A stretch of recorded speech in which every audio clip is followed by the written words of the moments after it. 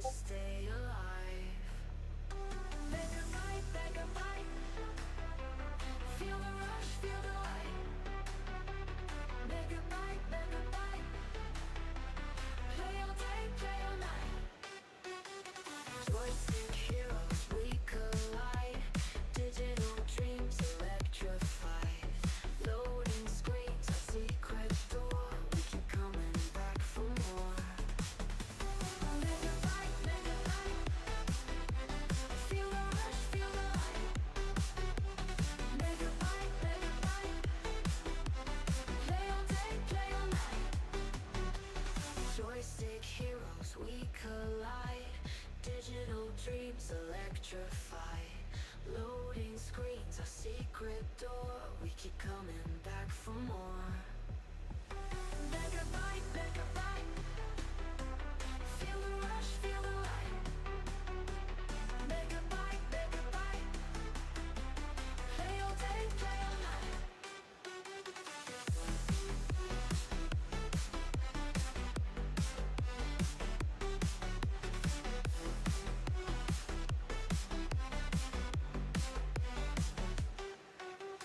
Insert coin, hearts and machine. Flashing worlds never seen. High score love, adrenaline. Let the future pull us in.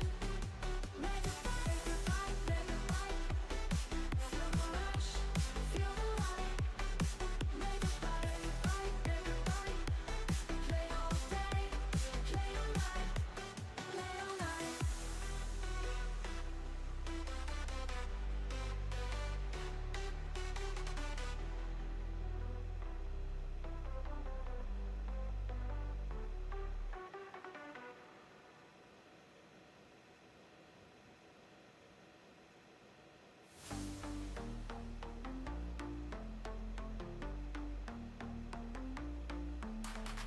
Neon nights, they flicker bright. Pixels dancing in the fight. One more level, one more life. Good evening, everybody. Good evening, good evening. Stay alive. Megabyte, megabyte. Feel the rush, feel the light. Good evening, everybody. How's everybody doing? Hope everyone is having a great day so far. How is everyone? Can't believe it's Saturday night. I really can't. Saturday night and the week's flying. A whole week has gone, and now I just wonder, next week's just gonna go just as quick. It's absolutely bonkers. I'd actually say this year's been the quickest year that is ever gone. It's absolutely bonkers. So we are live on YouTube and TikTok. We are in XPLANE12 tonight, and my little boy is so happy. Happy noises, happy noises. And welcome everybody, welcome, hello, welcome to XPLANE12 everybody. We're in the Ejets tonight. Yes, welcome. Yes, settle down as we try to learn this plane, because I have never ever flown this since day one. Since day one of actually owning this plane, I've never ever actually flown it. Isn't that terrible? So our destination goes from somewhere different tonight, somewhere I've never ever been before.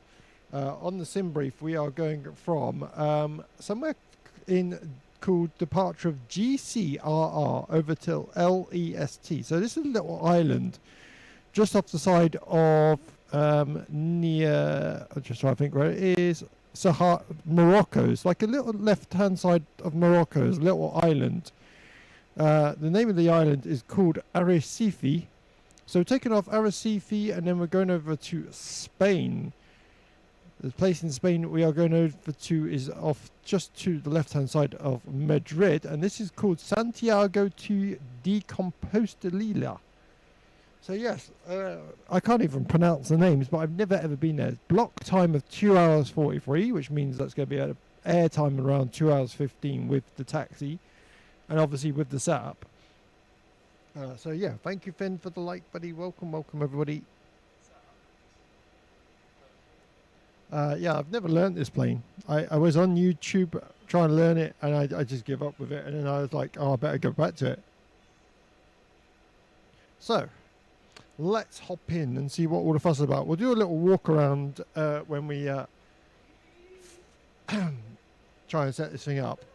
But yeah, let's jump on board. So welcome to the Ejets. As you can see, a little bit different from A320s and everything that we're used to flying in. It's been a big surprise actually coming into this, realizing that I've never ever used this plane. It's quite the shock. So to start this plane up, we go up to the top. Battery 1, battery 2 comes on. We go GPU available. We look down, and then all the lights and bells and whistles start going off.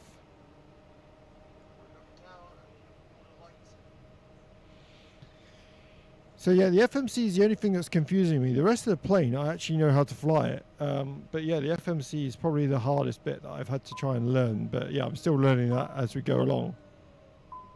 And the little handy thing that we have got is we got our weight and balance available on here, which it does help quite a lot. Caution light can go out. We've got nice pages on it. Very clear displays. Very, very clear. We'll show the interior during the flight as well, so hopefully that should be good. So all loading up now. The align switches I think go on auto anyway. I don't think we actually need to touch them. I think, yeah, so I think they literally set themselves up. Got a little handbrake as your parking brake, which is definitely different. Throttles, like I said, you've got auto throttle disconnect, you've got flaps, you've got your spoilers here. Engine start switches are down here in the middle, which is definitely different. Yeah, it's just a lovely, lovely plane. Like I said, great job by Xworks for this plane. It's really simple, but actually really nice. You see a lot of these actually landing in London City Airport in real life. So takeoff before, so weight and balance. We're going to request the company load sheet. And we're going to view the load sheet. So this will load your sim briefing, which is handy. View load seat. So we got 3 adults, 1 child, 4 adults in the lounge, 2 mid lounge, and then 5 in the aft lounge with 1 child. Cargo 282, cargo bay 109 kilos, and then fuel 5798 for the total fuel cost. So we're going to load the plane. So it should be good. Takeoff performance, we'll do that in a minute because we don't need that. Ground, we can get rid of the engine covers. We'll put the air stairs away in a minute. Ground objects can stay out. Roy, welcome, buddy. Right, let's start the walk around and see what this plane's all about. Ooh, it's quite nice from the outside. So yeah, outside, as you can see, very, very pretty. Great external modelling. Engine spinning around like crazy because it's quite windy here today.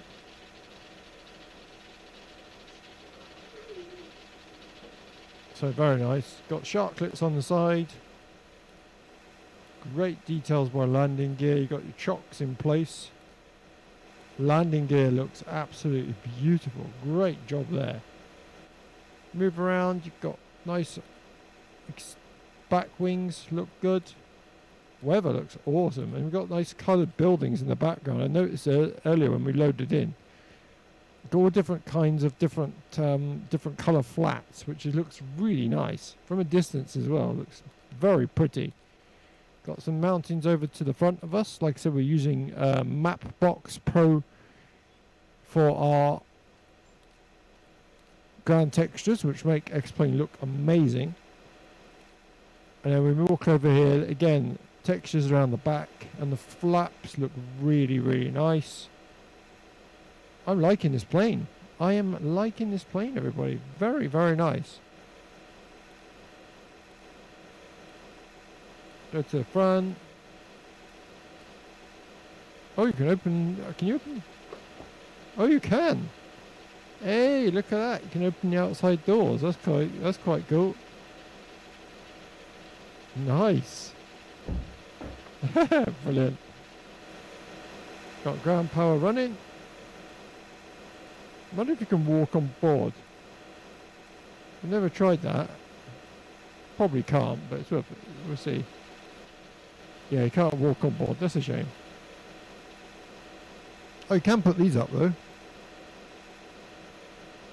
Bye-bye. That's awesome. Buddy, welcome, buddy. Gassy Berry, welcome everyone. Welcome to the stream. Right, let's get back on board. Right. So airstairs have gone up. We'll close the front passenger door. Ground objects can go out the way. We'll leave ground GPU connected for now. And then we'll go over to our flight plan. Like I said, I've not learnt this FMC, so we'll just have to kind of guess it at the moment. We'll set this to TAR rate. We'll press identify. So we're on identify now. So I think we go flight plan. And then route.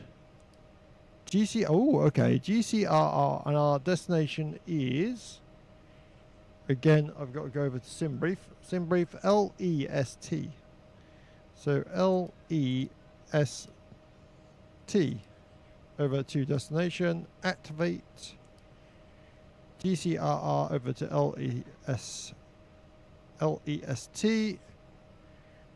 Departure. Runway will go. We're going from runway 21. Runway 21 via the Vatsin 8 November. That's going to be right down bottom, isn't it? Yeah. Vatsim 8 November. Apply.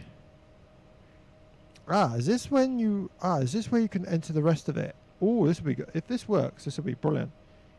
So from there we go Vasto, direct over to Nideb. So let's try that. So N I D E B. I think that's how you spell it. NIDBEB. NIDEB. NIDEB. Yeah. Ooh, it worked. Nice. But then we got direct over to there, so I don't know what you do here. Do you just go over that? Direct to Tiggy, TIGGI. TIGGI. Do you go over that? You do. Right, okay. And then direct to Ossos. OR SOS. So you just click on these and then just brings that down the bottom. Easy. Direct to Terva. TERVA. Brilliant. And then from direct to Terva we go direct to Asmov. ASMOV. MOV Asmov. And then from there we can go direct over to Agado. Oh, and actually got a direct route into runway 17 as well. So we had LEST, and then from LEST Asmov. So Asmov was next. So Asmov, then direct to Agado. I did say Agado, didn't I? AGADO. Agado, and then from there we can go direct into LEST 17. So do we click here, activate, invalid entry? Right, maybe I need to go then route. Hang on, do you go next? That's the flight plan. Arrival, I found it. And then it's runway 17. Runway 17. ILS Y17 it is. No approach, that's fine. Apply. Activate. Is that it? That's the first time I've actually done this plane. Wow, okay. We know there's a processing error, that's fine. Perf init.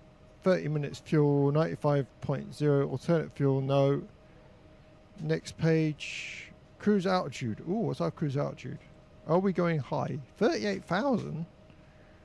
Nice. 38,000. 38,000. Zero fuel weight. Does it have the zero fuel weight on here? Zero fuel weight. 332.4.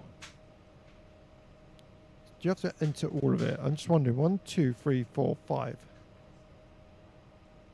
1, 2, 3, 4, 5. Ah, 3, 3, 2, 4, 2. 3, 3, 2, 4, 2. Ah, okay. And I guess you do the takeoff CG on the takeoff performance. Makes sense. Awesome, right, takeoff performance, let's go. Takeoff performance, runway 03, now we're taking the, are we taking 03? 03, no, 21, I thought we were taking 21. 21. Takeoff 1 thrust.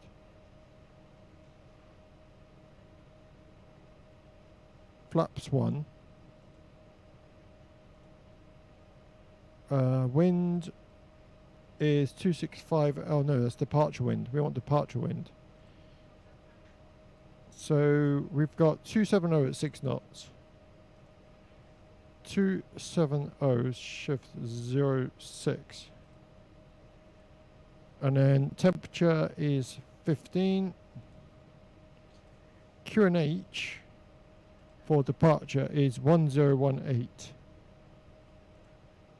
1018. Awesome. Awesome, awesome, awesome. Right. Compute. Enter, I'm guessing. Oh, there we are.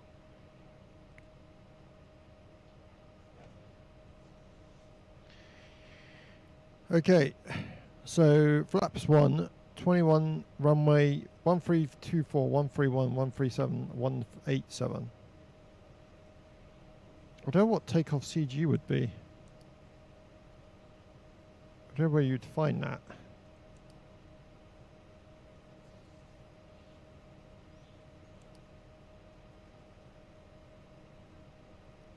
Performance takeoff. Oh, there we go. Can we send this over, or do we have to? Oh, okay, we just have to copy it. 124, 131. So 124, 121, 121, 131, 137. 131,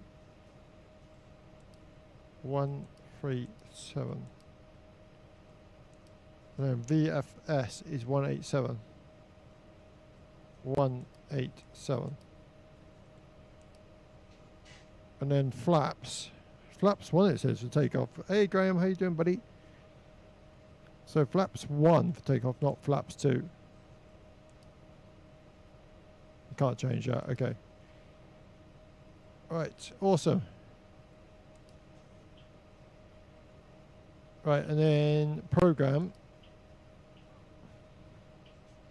925 miles. Awesome, which is, if we look at the flight plan on SimBrief, it's absolutely, just double check. I always double check SimBrief just to double check we've got the same route numbers. 927 on SimBrief, 925 on here. Perfect. Absolutely perfect. Awesome. That's what we like to see. Right, so next off, we've got to set this to, I want to set this kind of like to where the flight plan is. I think it's this one. I can never remember which one it is. It's not that one. There's a button on here to get this back to flight plan. I don't know which one it is. It's the trouble, we're not knowing this plane quite well. PA announcements is there. Takeoff config is there. Don't want that at the moment. Ah, here we are. It's on here. Of course it is. So so where are we going from? That's what we got to work out. Ah, there we go. Ah. So we're here. GCRR. Oh, right, okay. So we go straight out that way. So where's the runway then? Our runway is literally just behind us. Awesome. So basically onto the runway and then straight takeoff. Awesome, awesome. That's what we like. Right, so barrel reference I want on the QNH. There we are. QNH is set, and then I want the QNH of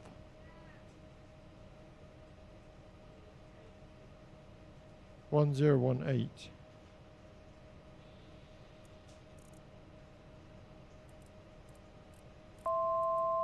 1018. 1018. Auto brakes off. Emergency lights are not armed, that's fine. Emergency lights armed is up here. Inspection lights off, nose lights off, logo light not required, navigation lights are on, red beacon is fine for now. APU switch is this next thing I struggle with. Oh, it's over in the middle. Okay, so yeah, this goes one switch and then two switches.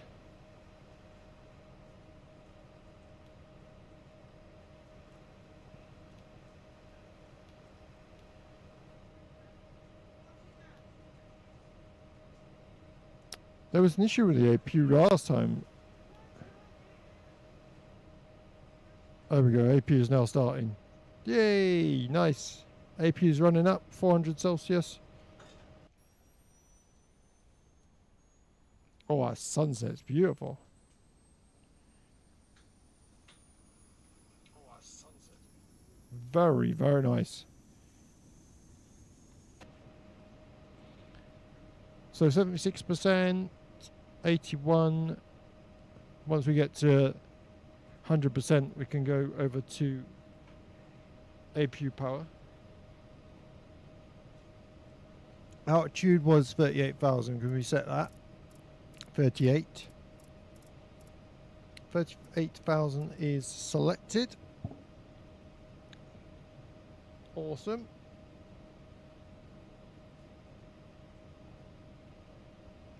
Just do a couple of shares so everyone knows I'm live. I forget to do this every time I go live. Right, 38,000 feet is set. Fasten seatbelt signs can come on. No smoking signs on. Stereo lights are off. Logo lights off. Nose lights off. Side lights off. Strobe is off. Red beacon can stay off for now. Electric pump BA can come on. X bleed. I think they just go on. I think bleed APU just goes on straight away. I'm not sure if the light means it's off, or I think the light off means it's on. Craig, welcome to the stream. Hello, buddy. How you doing? We're learning Ejets, which has been a headache. Yeah, this plane's been fun so far.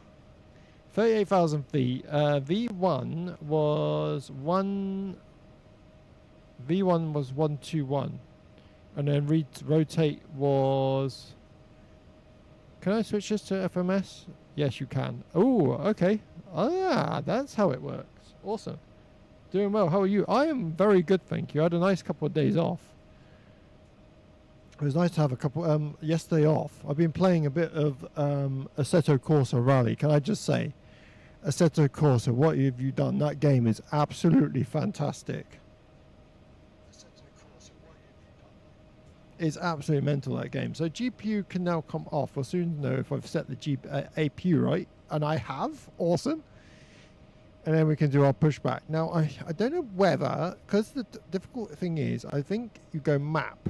Ah, there we go. So yeah, map first, and then you know which way you're taking off. Awesome. Right, let's get pushback. Let's go. Let's go for a little walk. Boom, boom, boom, boom. We want this way, please. I want it that way. Ground to cockpit. Can acknowledge. Coming through the menu when you are ready. I am ready. I am ready, sir. Let's go. Ground to cockpit. Tow is driving up. Tow is driving up. Awesome. Let's go. It's a nice little jet. I gotta say, it's absolutely beautiful. What X-Crafts have managed to do is, like I said, I love all the little coloured buildings in the background. Looking so nice. Where is he? Is he bringing one of those small flipping pushback? Oh no, it's a normal pushback truck. That surprised me. is zooming off. Details are so... I love the landing. It looks so bloody nice. I like this plane. Hopefully we'll get a good engine start. And off we go. 38,000 feet there. That's nice and high. Engine start. And off we go. Okay, all doors and hatches are closed. Ready to connect. We are ready. I do love the parking brake in this thing. It's literally like a handbrake. I love these houses in the background. That is so pretty. Never ever been here before.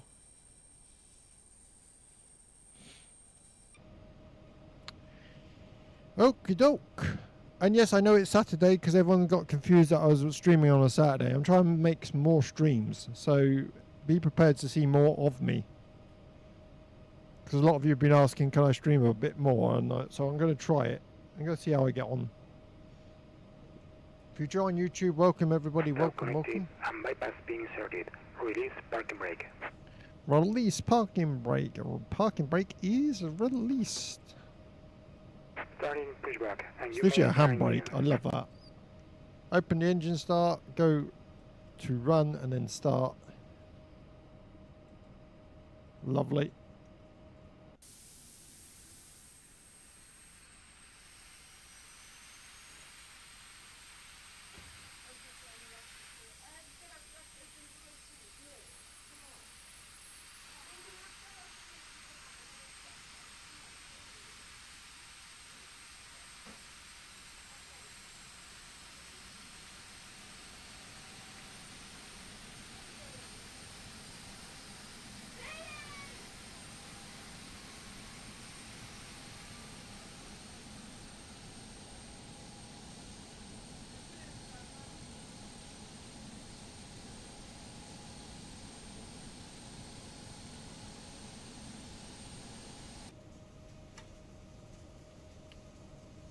Right, engine 2 started.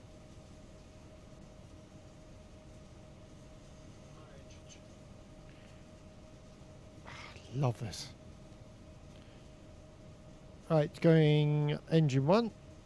Undo the covers. That cover can go on as well. So run and then start. Good engine start, let go.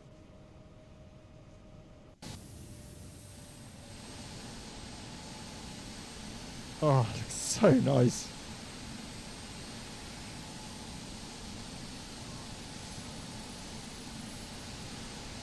Beautiful, beautiful sunset. Embraer are such underrated jets in my opinion. Absolutely, Marin. They're a brilliant plane. They are brilliant. Fun to fly as well. Operation complete. Set parking brake. Parking brake is now set. Disconnecting tow. Stand by. Like X-Crafts have done such a brilliant job with this one as well, which helps. Details, the cockpit textures and everything is just really, really nice. And we actually set up the FMC for a change.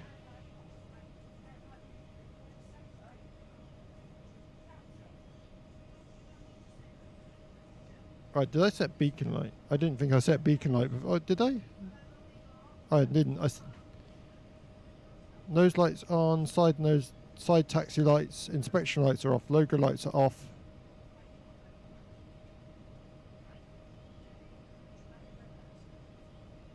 Right, is he out of the way? Yes, I love the X-Crafts Embraer family. It's great, isn't it? It's great fun. Tow is disconnected and bypass pin has Oh, been it's so nice as well. It looks so well done. Time and have a safe flight. And the sounds are good. Yeah, some developers get sounds wrong, but this one sounds really nice. Right, let's go. So parking brake can now come off. Let's just try the throttle, see if I did actually set them perfect. Flaps 1, flaps 2 for takeoff. Flaps takeoff. We'll do takeoff config just to make sure we've got them No set. takeoff, flap. No takeoff, flap. I'm setting flaps. No takeoff, flap.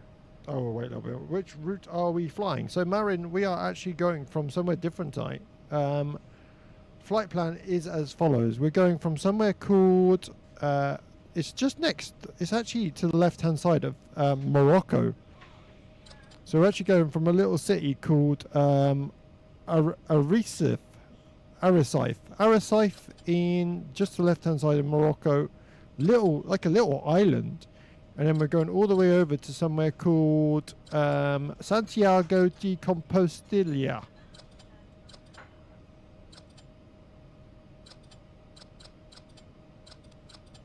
So yeah, about 2 hours. About 2 hour flight. Take off okay. Yay, takeoff is okay. Parking brake is off. Let's go.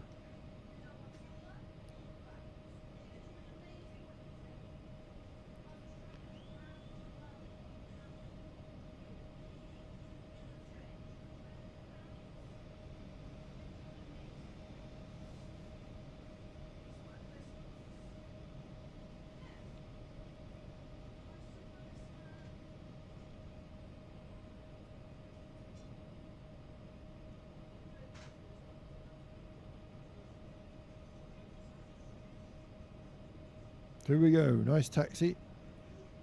Oh, APU can go off actually. APU control can come off. Lovely. Can put landing lights on now actually. Landing lights on.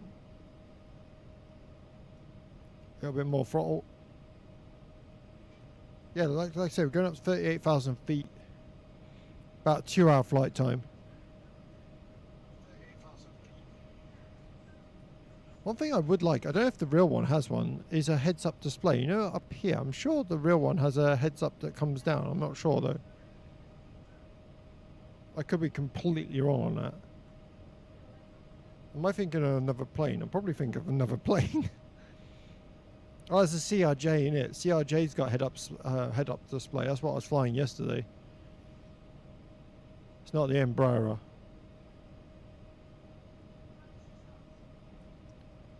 We can arm navigation. Flight director is well. Flight director's. Yeah, flight director LNAV is on.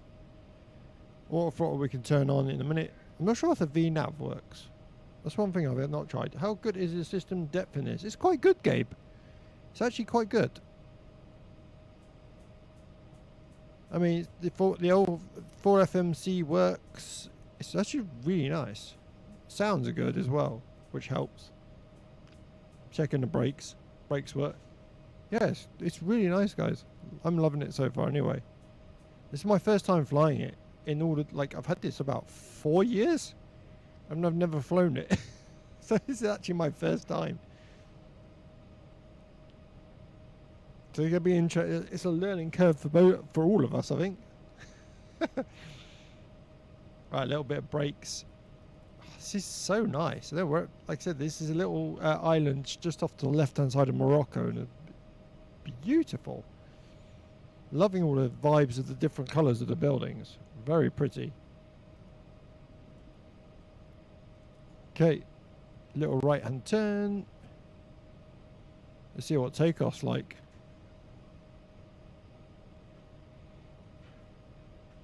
Oh, very short. Oh my god, that runway looks nice. Beautiful. Do you own a Rotate MD-11? Also a very nice aircraft, such a nice system depth. Yes, I've got the Rotate MD-11. Very good plane. Very good plane. I got quite a few. I've got the Flight Factor 777, which is nuts. I've got the 747-200 by Felis, which is incredible. And probably the MD-11 is great as well. Yeah, I probably own more add-ons for XPLANE12 than I do Flight Sim 24. That's why I probably fly in this more than I do the other one. Right, let's go. So taking the throttle right all the way up to that blue. Brakes off. Let's go.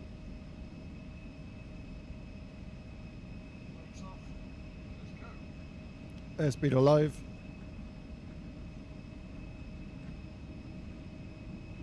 Come on, go. Oh. 80 knots. on, come on. V1. Rotate. Rotate. V2. Park and gear up. Oh, it's fun to fly. Version 2. Version 2 flight factor, the really good one. Autothrottle is set. Where's autopilot? Autopilot is set. Oh my god.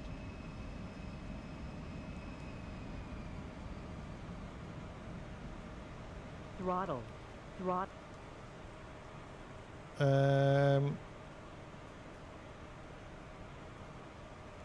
Oh, VNAV does work. Ooh.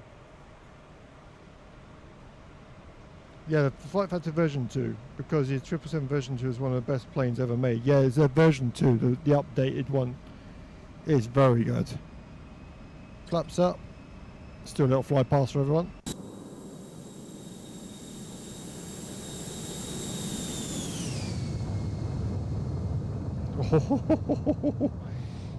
Very nice. It's climbing really well. Nice little left-hand turn we've got in a minute. Got some nice ships on our way out. Got a cargo ship to our left-hand side as we head out. Oh, there's a little boat down there. Just spotted it. Yeah, it's my favourite plane. Freighter version will be released next Wednesday. Is it next Wednesday? Nice.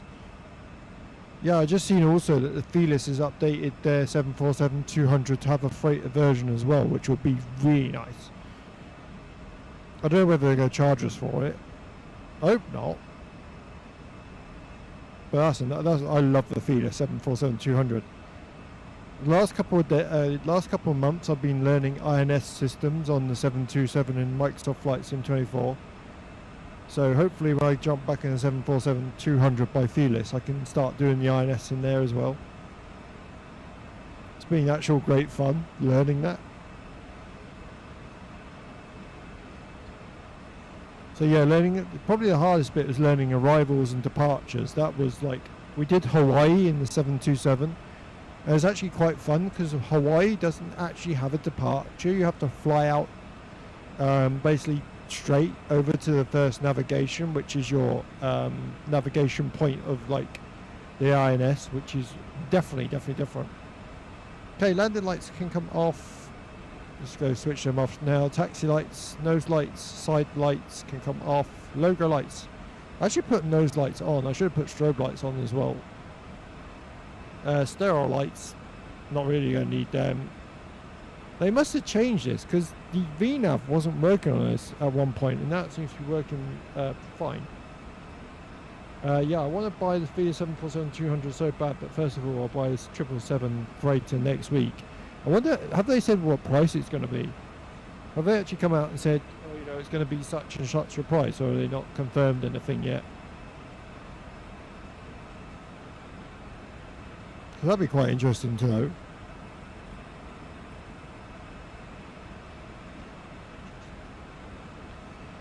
So 10,000 feet, our speed should change from 250 because we're under 10,000 feet. You're limited to 250 in a airliner. I will be interested. Like I said, the engine add-on I think was like 10-15 pounds, wasn't it, for the engine add-on? What a beautiful little island, gorgeous. For people that already own the 200ER, it will be about 30 quid. That is not bad. I'm going to say it. That is actually not bad. I was actually going to say that I was expecting a lot more, to be honest. Oh, beautiful.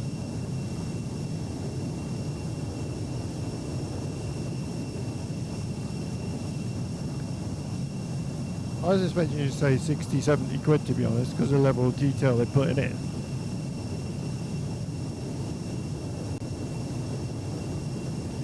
We are using Google Maps so this is called Mapbox Pro.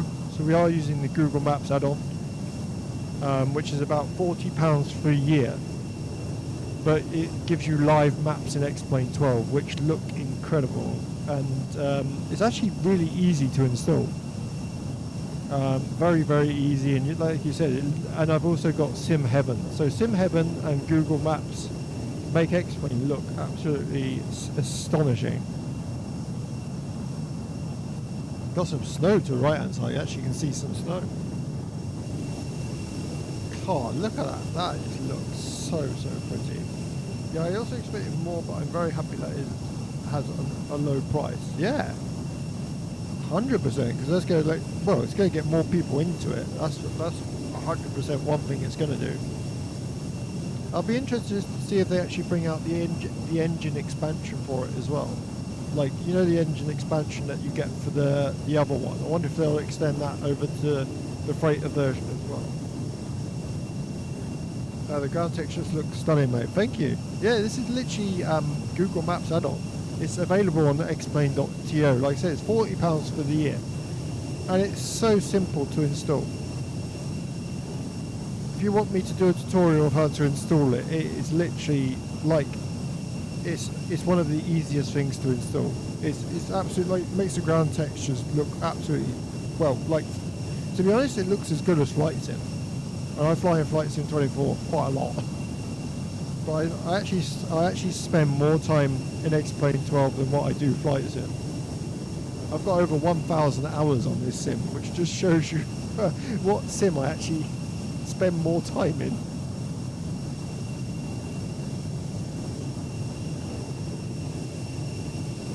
But yeah, so far, very nice. Weather's going to be lovely and clear on the way over.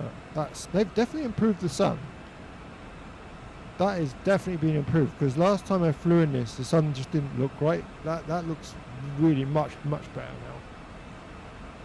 Yeah, I know. And they will release other engines for the freighter that you get for free. If oh really? Oh, that's awesome. Oh, that's great. That's really good news, actually.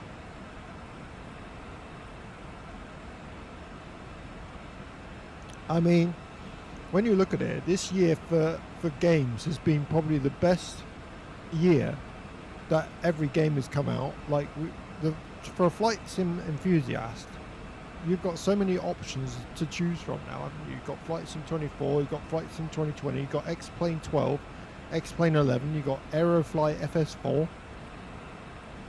It's absolutely bonkers. I mean, yeah, a tutorial would be great. Absolutely. Well, if you want me to, I can do it now, because we've got 2 hours in this plane, so I might as well do something. So I'll show you what you do. So I'll get this up, and then what I can do is do the other video capture as probably the map enhancement. Yeah, there we go. And hopefully, if that works, if I get that above there. Okay. Go 10. Ah, there we go. Perfect. So, hopefully this works. So this is your map box. This is your Google Maps add-on. So the way this works, I'll talk through it slowly so you don't get confused. So basically I agree. I love how many different planes we now have in XPLANE12. It's bonkers, isn't it? It's absolutely bonkers. So to install this, first thing you're going to need to do is create a folder. So basically make sure you've got a folder that you know that you can put some room on it. So for instance, I put this on an external hard drive, and it runs off my external hard drive. There's nothing you actually need to install into XPLANE. I'll show you what I mean as we go through. So first thing I actually do is create a folder called Map Enhancement, okay? And then in the Map Enhancement folder, you put something called Base Packages, and then underneath that you put something called Cache. You put your cache folder, right? And then you close it down. So when you come to installing this, when you go to your settings on here, so start settings, your game path is going to be the path that your game is set on. Your base package path is the one I was just talking about, where you put it inside that map enhancement folder. So in the map enhancement folder, you're going to have the base package folder, And mine's in my, like I said, mine's in my D drive because that's where it goes to. So that's where your base packages will be downloaded to. I've got this tick, so it's actually, when you load XPLANE12 up, it actually auto reorders the scenery for you. So there's actually nothing you need to do from start to finish. I've got the image quality set on high, ground resolution set on high. Like I said, depending on your PC, you can fiddle around with that, change it to medium or low. Still looks fantastic. You can use normal resolution during the loading, but as you get closer, obviously it changes.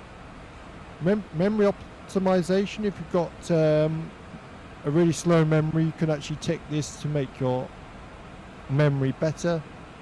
And I've also got preload on. Preload basically sets the preload of the maps as you're going along. So as you get closer, it just preloads it, saves using so much work. I've set this to about 10 nautical miles and then about 2 nautical miles width. And then you've got your cache path, what I was on about just now. Like underneath your base package folder, you're going to have your cache folder, and that's on the same location, which is your D drive as well. And then once a week, you just clear this out. You just clear your cache out. So once a week, I clear all the data out, and that's it. That's literally how you install it. And then you just go to your download thing and install all the downloads. Look, you can install Africa, Asia, Europe, North America, South America, Australia.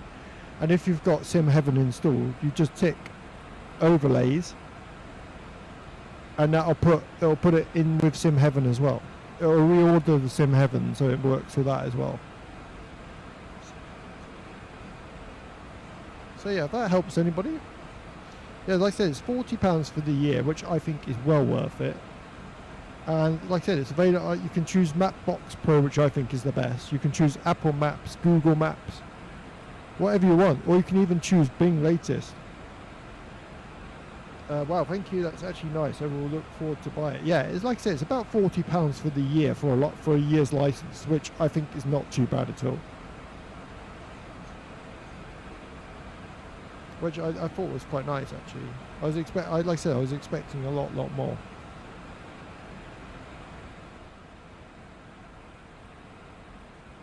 Right. What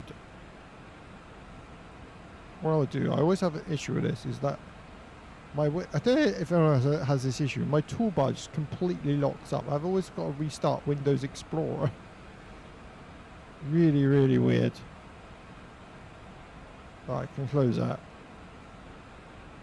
Hopefully I'm a lot quieter now, a lot louder now. Felt like I was shouting a little bit. So, shall we go and have a look around this beautiful plane? So at 27,000 feet, why are we not climbing up to 28? I do wonder that. Do we climb up to 28,000? What did I set my... Hang on a minute. I just want to check something before we go and have a look. Cruise flight level 380, yeah. Top of climb 380, so why are we only at 274?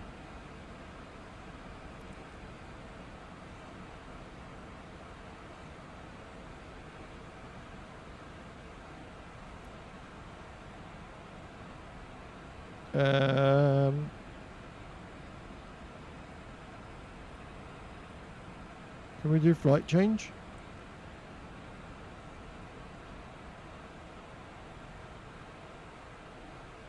We'll set 380.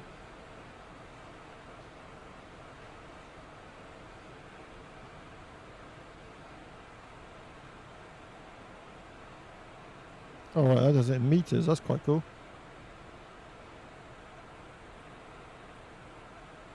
Is it going to go up? Why is my speed dropping?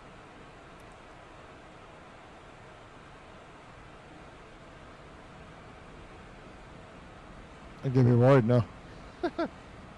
Does it cost a lot of FPS? No. No, hardly anything.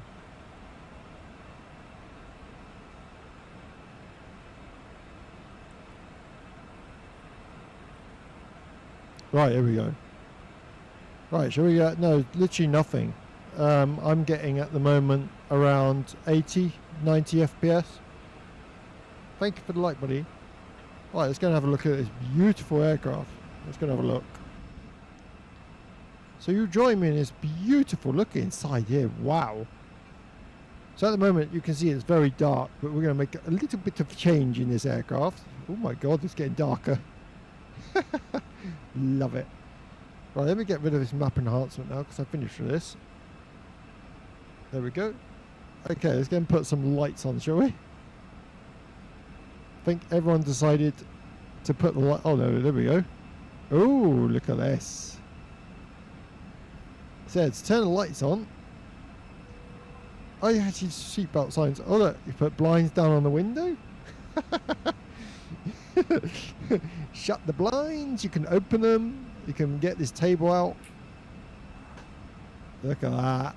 Oh yes, very posh in here. Very posh. Let's put the lighting on, darling. Put the lighting on. Got reading lights that you can turn on and off. So the passengers are nice and comfortable. And then these are the lights inside the cabin. Look at that. Oh my god, this plane is so beautiful. Thanks for the explanation, mate. Searched for something like that for so long. Well, yeah, you have got auto ortho as well, but auto ortho for me was a lot more downloading and a lot more FPS. I found it used a lot more FPS than the Google Maps. Oh yes, yes, we want the blind shut, please, darling. We don't want to see the outside. I want to shut everybody out. Love it. Go into second class. Well, I wouldn't call it second. Actually, I wouldn't call it second class. This is the upper. This is like the lounge. Oh, the details in here. Nice 4K TV in the middle. Also, hello, Tisco. How you doing, buddy? Yes, this is the Embraer there. This is the X-Class Embraer. Auto Ortho has caused so many problems for me and my FPS dropped like crazy. Yeah, it was terrible for me. That's why I looked into what else was available, and that's when I found that. Nice 4K TV, welcome aboard. Yeah, absolutely, of course I can. Here's the cockpit. It's lovely, like I said, it's so well done. Oh, you can move the chair. Oh, just moving the chair. Very nice. Yeah, the cabin is amazing. You can move the chair back. I just love it. I just absolutely adore this plane. I don't know why I've never flown it. I say you got a nice little tab bit here, which you can do like your takeoff performances, your landing, your checklist. You've got full checklists in here as well. You've got your settings, so you can show reflections, show Easter eggs, whatever that means. Realistic CDU input delay. You got, so look, you got different so ambient lighting updates with your location. This should improve cabin lighting and reflections. So actually you can fiddle around with this as well. So you can go natural. So natural as ambient lighting is based on the exterior of the aircraft, resulting in brighter lighting but no reflections. And then you've got dynamic, which is the one I like, which basically turns it to a bit more realistic.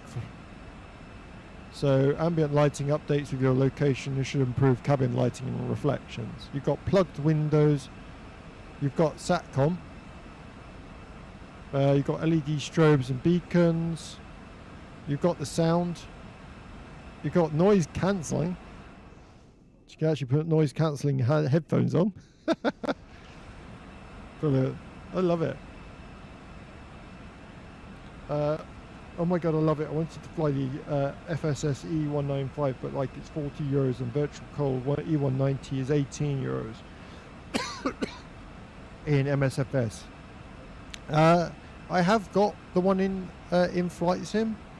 It's good. It's all right. I would say it's okay, but I wouldn't say it's as good as this.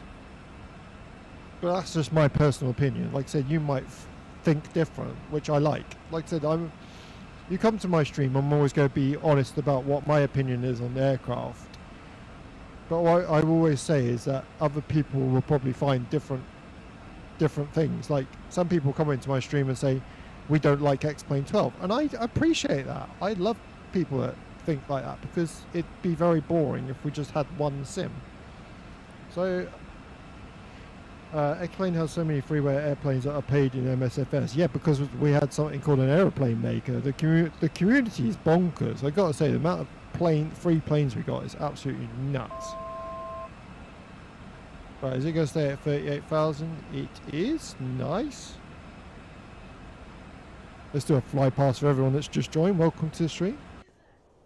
Beautiful sunset. Look at that. Oh. Yeah, 737's amazing. Yeah, Zebo 737. We've also got the IXEG. No, not I. We've also got the Level Up 737. So we got the Zebo mod and the Level Up 737. So we got two.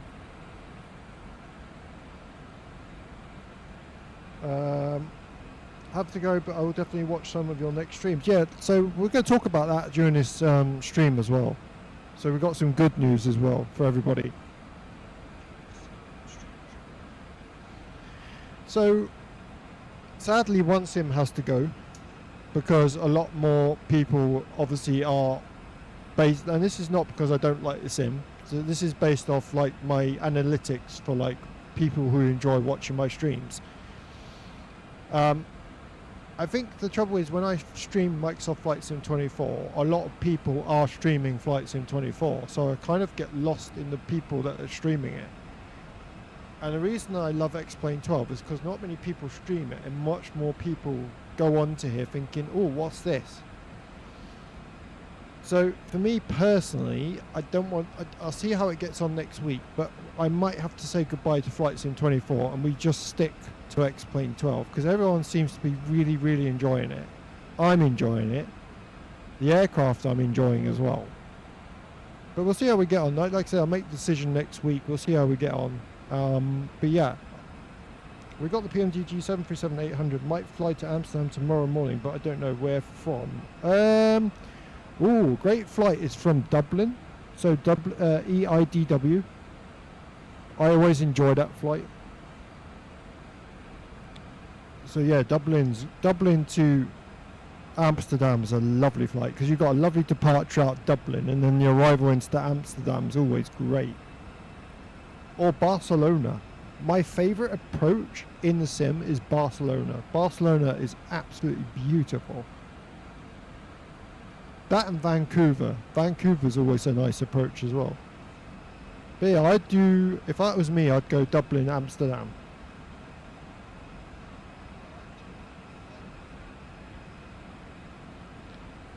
Right, 30,000 feet, we've settled down. A little confused I am now. I know, but but with the E190 or A321, I don't have the 737. Oh, okay, right, sorry.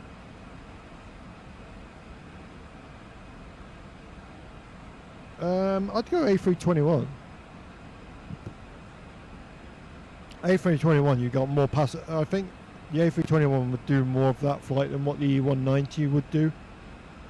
I think E190s are very short. I don't know about E190s. You have to look into what flights they do actually. I've got a real world database that you can actually go to check out what flights you can do in an E190. Let's have a look. Aircraft, let's have a look. So E19, I'll just have a look at the E195. So we've got Bombara Learjet. I'm just having a look. What would it be under? Oh yeah, Embraer. We're in the Embraer 195 E2 and then search routes. Okay, here we go. So, and I also got the A220. Oh, nice. Oh, okay, they actually go quite far. So real world flights based on this is they go from Tenerife to Madrid. You've got Palma de Mallorca to Tenerife. No, they actually do further than what I expected. You've got Tenerife to Antwerp, Tenerife to Madrid, Toronto to Ottawa. They do a lot of long haul. To Amsterdam. Oh, hang on. If we go to if we just put arrival airport of Amsterdam. Oops. Oh, there we go. So we've got Geneva to Amsterdam, LSGG. LSGG to EHAM.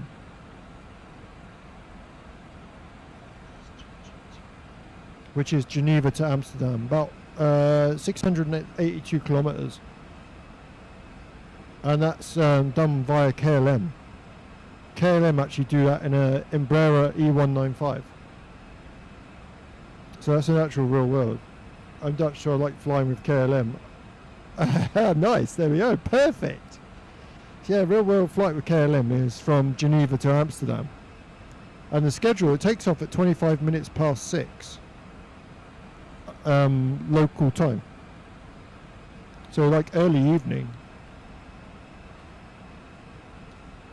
There's a website you could check out if you want to look for your next flight. It's absolutely amazing. Like I said, it's got real world flights on there. You can type in your aircraft or the airline that you want to fly with, and it'll bring up all the live data of all the flights, like real world flights that that airline or the plane does. I'll put it in the chat for everybody. So it's called Next. I'll put it spell it. So Next Sim Flight.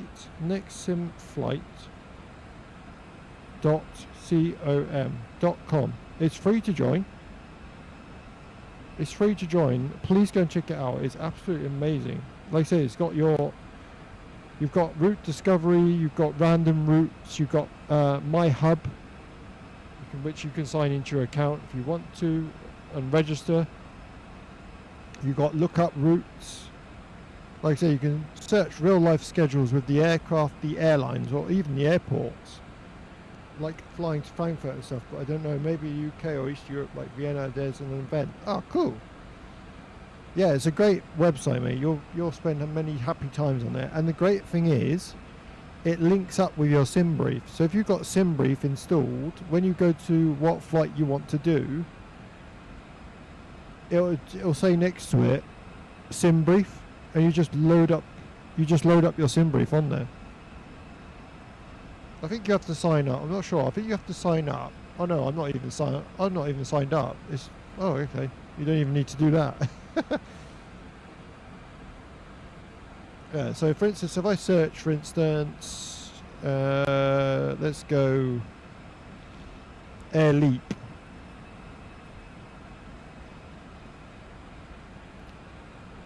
Yeah, so you can just basically next to it, actions, just do a SimBrief straight from there. Let's see, you've got aircraft, airlines and airports. And then you've got your latest SimBrief OFP as well. There's also a website like Where to Fly, but it sucks. Can't lie. Yeah, this one's been the best one I've used. It's been amazing. It's been so good.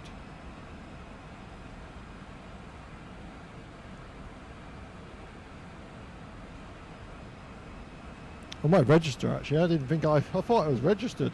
It is free to register. Let's create an account. Check your email. Will do. Email set. Oh my god. Right. Then click that. Confirm email address. Oh, okay. Oh, that was easy. I'm in. Oh, nice. So you can actually manage your favorites. Oh, cool. Generate realistic flight assignments. Oh, wow. Okay. I didn't know this. That is actually quite cool. So when you go to your My Hub on this website, you can actually do flight configuration. So you can do any aircraft, any airline. I don't know how you do this though. I have to work this out. Flight configuration. I have no idea. Upcoming. Oh, real-time schedules as well. Bloody hell. Okay. I really have to work this bit out, but yeah, that looks awesome. Okie dokie. You even got your top of descent calculation, Latest oh there, Simbury flight plan. You actually put your user ID as. Oh wow, okay. This is an awesome website. I like it. I like it a lot. Right. That one, that one. But do you hate emails? One thing I hate is emails. You go through all your emails. It's a right headache. I'm sure I got more rubbish emails than anything in my life. I figured out rally game. Yay! Nice! Awesome, buddy. Awesome. You have to tell me now. You gotta tell me. Tell me now.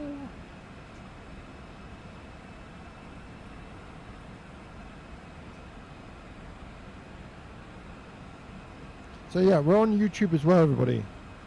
There is a setting that helps you. Okay, now you got me. Now you got me interested. I'm listening. I'm all ears.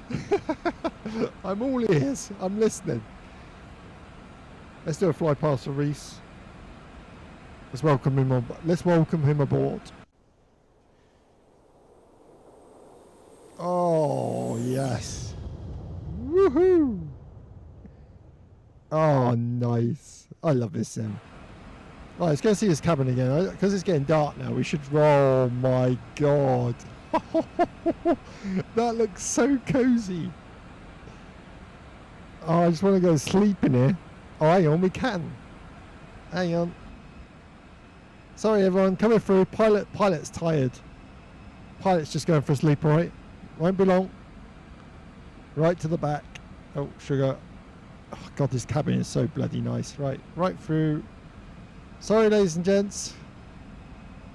Everyone's looking at me weird. Where's the pilot going?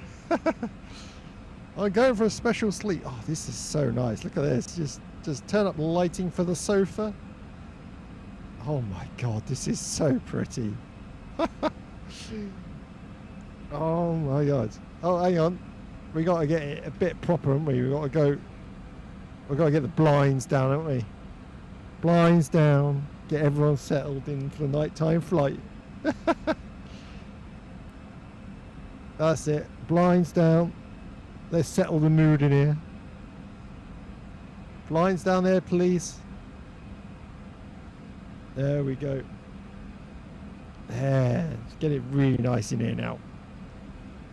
Sorry, everyone. It's going to be a bit dark in here now because Megabyte wants the blinds shut. Shut these blinds. Yeah, get it really cozy in here. I wonder if there's a button you can shut all the blinds. I think there is. Let's have a look. Oh, that's a TV. That made me feel really weird then. I think there's a setting. I have to go back to the first bit. But look, this is our bedroom. Look.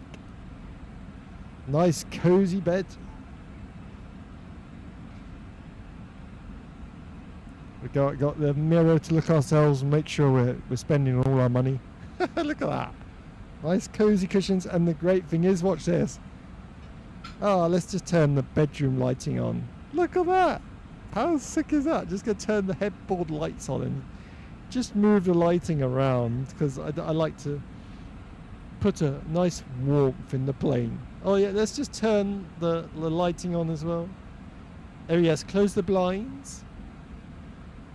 Yeah, that's it. Close the door. I don't want to see anybody. Pilot's busy, sorry. There we go. And then get the lighting down. Close the blinds in here. That's it. Leave us alone, please. Oh, no, it's gone really dark in here. That's it. Get this one down. There we go. Oh, it's gone really dark in here. This is brilliant. Look, you got underfloor lighting. Oh, it's gone really cozy. Yes. Oh my God, look at it. Look at that bed. Oh my God, that looks sick. Wow. Do your handbrake turn and still keep the power on? It's called prop value pressure. It helps you drift, and you can also engine map it. Or if you want less skiddy, you can increase it.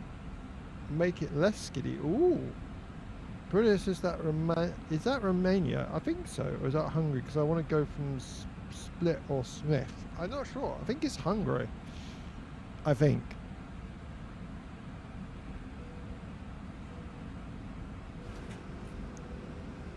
Oh look, you just put the seatbelt signs on and it opens the blinds. That's actually quite cool. So you just put the seatbelts off. Oh yeah, look at that. That's it. We're happy. The only thing I couldn't find in here is a shower room. It only lets you go this far, but yeah, in here I'm guessing is, oh there, yeah, so you can't go in there, which is a shame. But we'll just say there's a shower room in there, but that looks so cozy. And look, when you move the light, what I love is when you move these lightings around, look, it just changes where the light goes, look. How the hell do you program that? That is so cool. Or you can move this one. I'm just going for a nighttime sleep now. Just turn them off. Turn this off. Oh, it goes really dark in here, doesn't it? That's actually quite nice. Oh, why is that so cozy? And then into so many options, but I want to fly the E190 so badly, but it's so bad like when ATC tells me a heading. Yeah, it's definitely a difficult one. It's one of those planes that I just don't fly it that often. I wish I did now. Oh, look at the lighting. Oh, that's so bloody good. Oh my god, I love this plane. Right, I'm awake, everyone. Sorry about that. I do apologise. Pilot just needed a little sleep. Hope you don't mind. I want to see down here. I'm sure there's a setting where you can shut all the blinds, but I'm not 100% sure. I can't remember if it's in here. Like the cabin area. I think it's like on the panel here. I think there's a panel inside here somewhere. I can't blink and remember where it is. It's not there. That's just a door, I think. Oh, look at that. Ooh. Yes. Aviation, how you doing? Just closing the doors on everyone. I'm sure there's a switch somewhere. I just can't remember where. Oh, it just looks so flipping cozy. I'll have to have a look. I've definitely seen a switch. Oh, hang on. What's this up here? Oh, I'm guessing that's lights.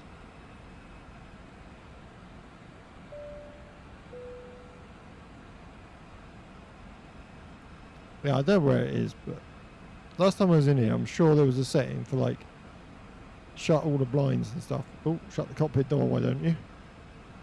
I kind of need your help for approach. Okay, where are you approaching? Oh my god, this plane is just so pretty. Shut that door. I just love how it's so well done, this plane. And shut that door. I'm sure that's not it. What's that?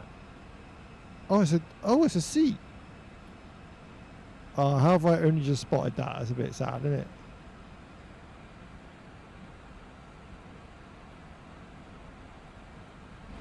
Imagine you're opening stuff while the plane is crashing. Yeah. Oh, this is nice. Sun has gone down. We're over the water, I think. Oh, we've got blinds. Nice. Oh, you can put the tablet away. I didn't even know you could do that either.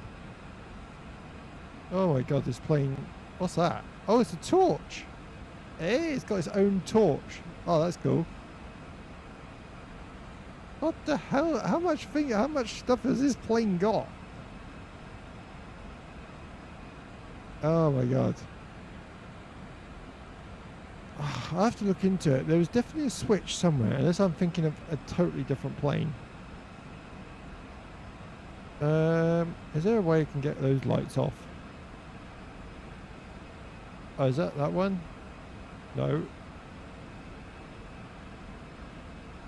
Fasten seatbelts kinds can come off. I don't know. It's not that one. I want to try and get these off if I can, but I don't know which one it is. X-bleed, cockpit air conditioning, windshield heating, don't need that. Windshield wipers, definitely don't need that. Strobe navigation lights. I have no idea.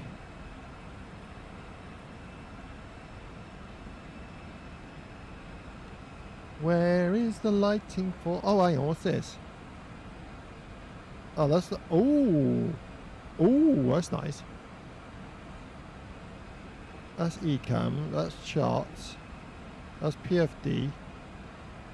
I do like the flood storm lighting though. That is. Look at that. That's very pretty. That's gorgeous. Yeah, well, those lights up there are going to do my head in.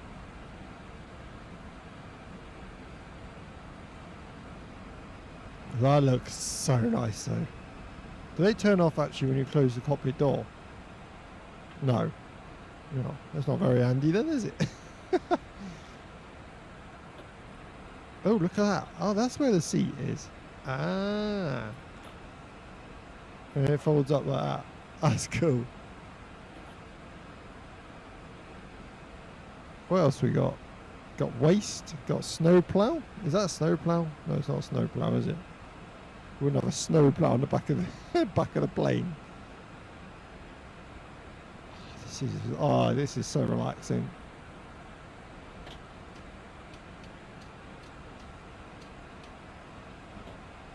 I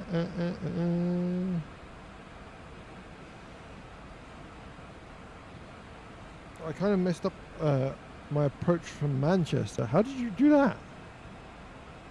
In which way? Very delighted today. Why are you delighted? I did watch your stream earlier, Qatar Pilot. Did you get your ban, or did you actually manage to behave yourself this time?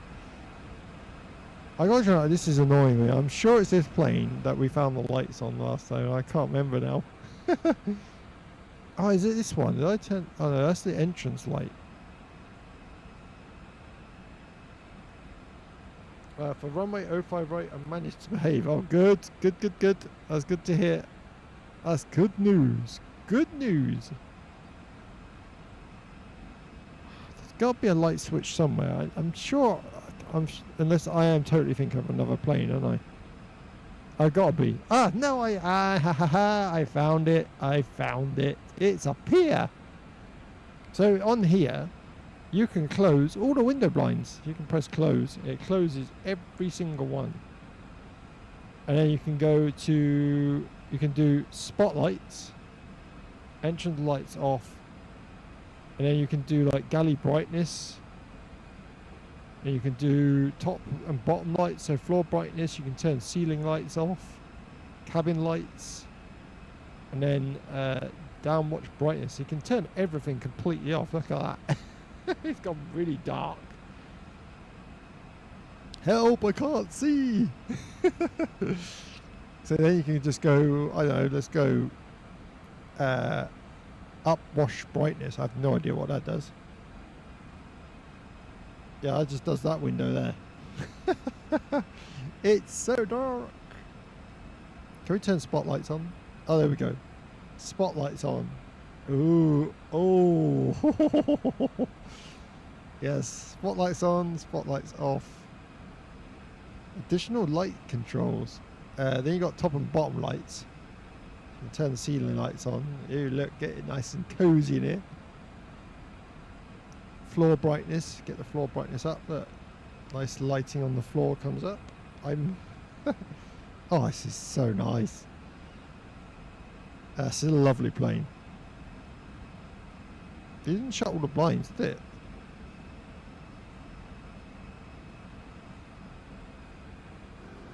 Oh, no, it does. There we go. So if you go through the plane now, you'll see that all our blinds are shut. Just by pressing them all on that switch. Shut, shut, shut, shut, shut. Oh my god, look at it. This plane is nuts. This plane is absolutely nuts. And if the, you know, if Mr. Sir here wants his lighting on for his chair, this is what I love, attention to detail. He just goes, yes, I'll just have my reading light on, please. And he just turns his little and you can move this around as well. You can move this around to, you know, to suit his needs where he wants the reading light to be. Let's have it, you know, on the window. So I don't want the table in the way, you know. Oh, I want my reading light on as well, please, sir. Hey, thank you.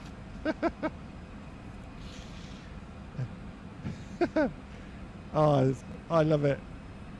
Why have I kept away from this plane for so long? I literally brought it and just never went in it. It's brilliant.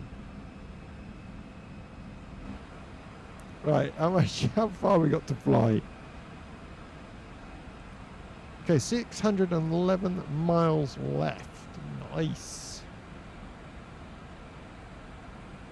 Beautiful. So yeah, like I said, next week we're gonna decide whether to just stick to XPLANE12 from now on. And this is a decision I've not taken lightly. But I think I've said this to my friend the other day. I think it's just because Microsoft Flight Sim 24 is amazing, but the trouble is you're swarmed over by other people that play it. So when I play Flight Sim 24, nobody really watches it because so many other people are streaming it. And like I said, I've got nothing against them. They are great streamers. They're fantastic. Hello, Asian. So I've got to make the decision what's best for me. And I think for me personally, XPLANE12 has really gone into like what people are really enjoying watching on streams.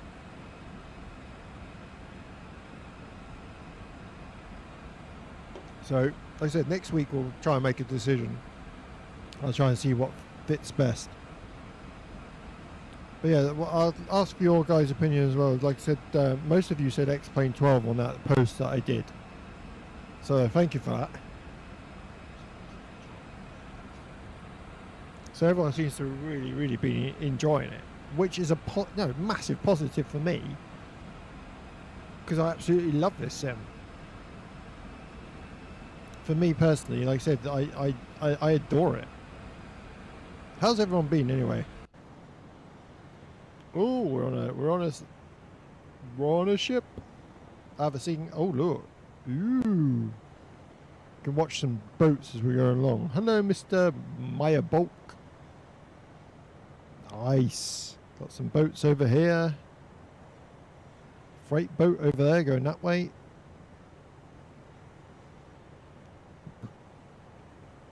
I see no ships. And off he goes. One thing, my local is HAJ, so my name is HAJ Aviation. You can pronounce it like Hay and Vitation 1 and 2. Ah, okay, thank you. Thank you, it makes it less confusing.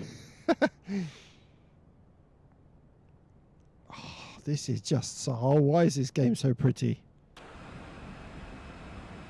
Why do you have to make this game so pretty?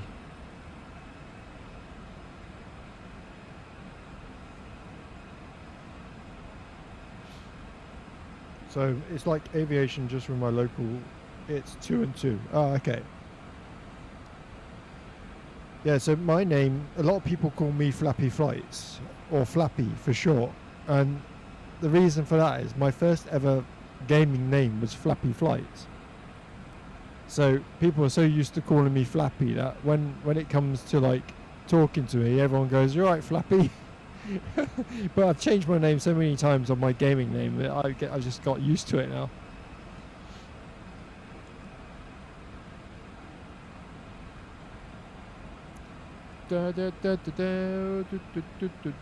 I love this plane. Like I said, this is by Xworks. If you've not got this plane, I highly recommend it. It's it's flying brilliant.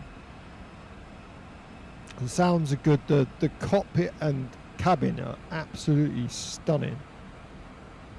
I've got so much to learn on this plane. I mean, I've learned how to put flight plan in now, which was the easy bit. But yeah, there's probably more and more I've got to learn with what systems do what. I can't believe that torch down there actually works. It's actually got a charging light on it. See that? It's actually got a charging light to let you know that the torch is charging. If you pick it up, look, it just turns into a torch. I love that. And you use your mouse just to move it around. Oh, it's so cool. Do the SOS signal. Help me, I'm in the cockpit. He won't let me out. Ah!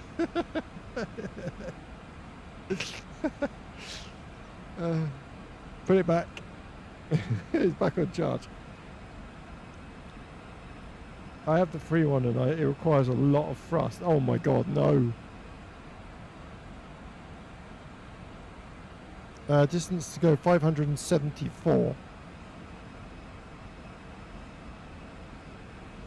Like I said, about 2-hour flight this is. Very nice. Should be pitch dark when we arrive at our destination. Is that normal? No, not really. No, these planes, they don't require much thrust at all. They're actually very powerful.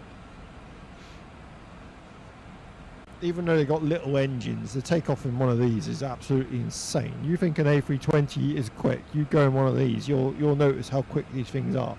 They are like a rocket.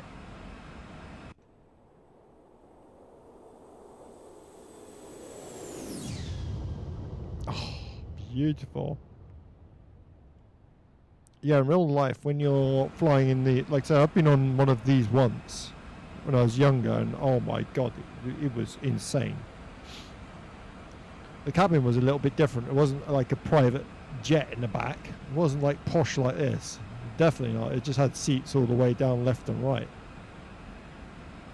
This is more like a business class kind of... This is the posh people's jet. I mean, it has good performance, but you need much thrust on approach and while taxiing. I haven't noticed that in this one. This one kind of taxis nicely.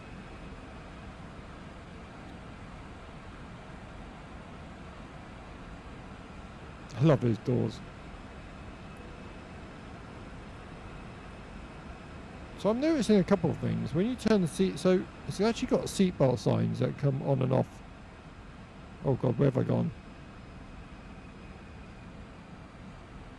Where am I? Oh my god, it's got so dark in the plane. So if you turn seatbelts off, it shuts all the, look, turns all the, shuts all the blinds.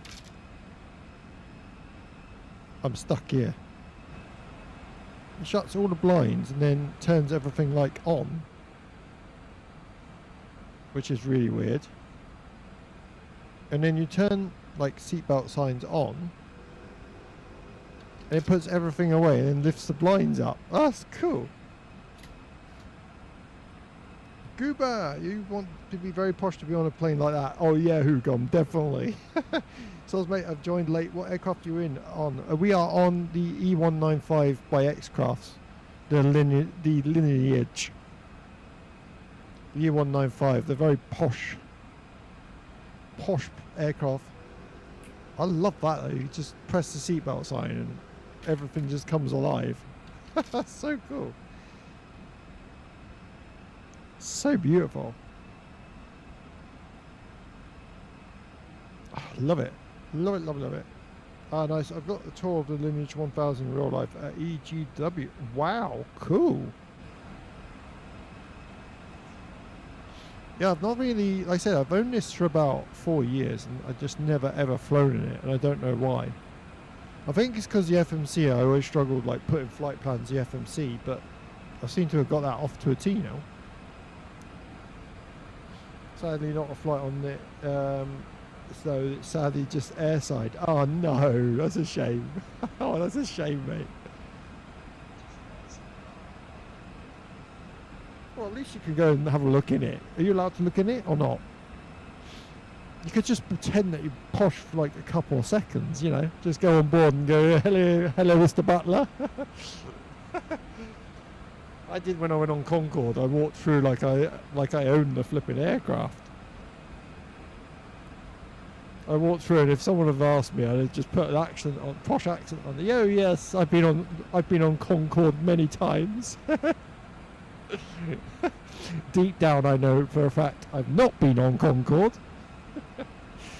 Yeah, no photos were allowed, though. I'm not sure who the owner was. I literally, if someone had turned around to me on Concorde and said, "Have you ever flown on it?" I'd have gone, "Yes, when I was 17 years old, back in the day, I spent many a flights, many a flights on Concorde."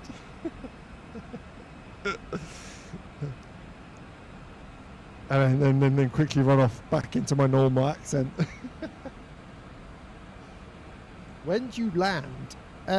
When you hit the runway. I'm joking. That's a bit sarcastic from me, isn't it? Thank you for the follow, Goober. Thank you. Yeah, when you hit the runway, it's normally when you land. I'm in one of those moods today. Thank you for the follow. 535 nautical miles it says on here, which is about 1953 estimated time of arrival. So we are currently at, I think we're live time. 1940. No, hang on, that wouldn't be live time, would it? What time am I at? Oh yeah, so we're at the moment we're 6:15, and we're going to arrive at like 1952. So about 7, like 10 to 8. About 10 to 8 landing time. Has anyone in the chat, right, ever pretended to be posh to get something that they wanted? Like when I was living in London, well, I was living in Maidenhead. I was living in Maidenhead in Berkshire, and we went to London one day for a trip. For me, and kind of like I just pretended I was posh in there, just so I got like better service.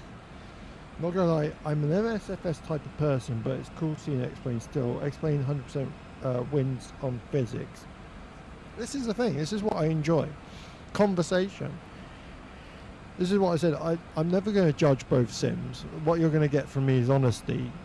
For me personally, I've spent like 1,000 hours in this sim and like 600 hours on Flight Sim 24, which says which sim I prefer. But that's not to say that Flight Sim 24 is absolute rubbish and I hate it. I love Flight Sim 24.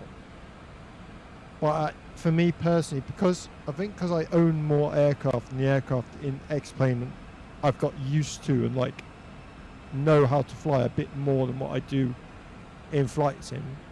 Like I've only just learnt the 727 INS system on in Flight Sim, which was incredible.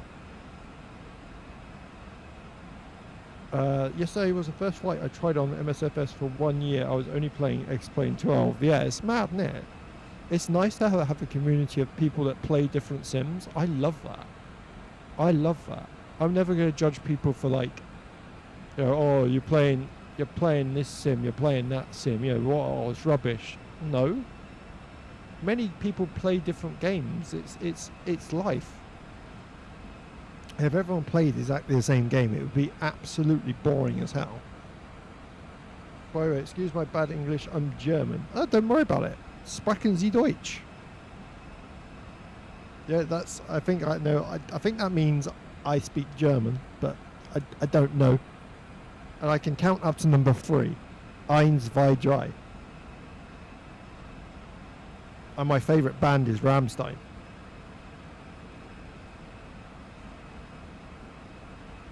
I went to a Rammstein concert. That was mental. That was so good fun. It was pouring down with rain in Cardiff. and it was the fireworks were so hot. Does it mean that means do you speak German? That's cool. See, I know that bit. I know that much, and I know, like I said, I can count up to number 3, but that's as far as it goes. That's as far as my German goes. 1, 2, 3.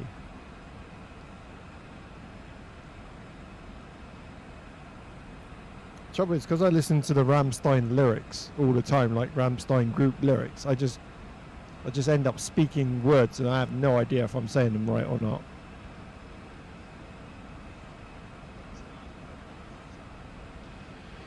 Uh, 506 nautical miles at 380.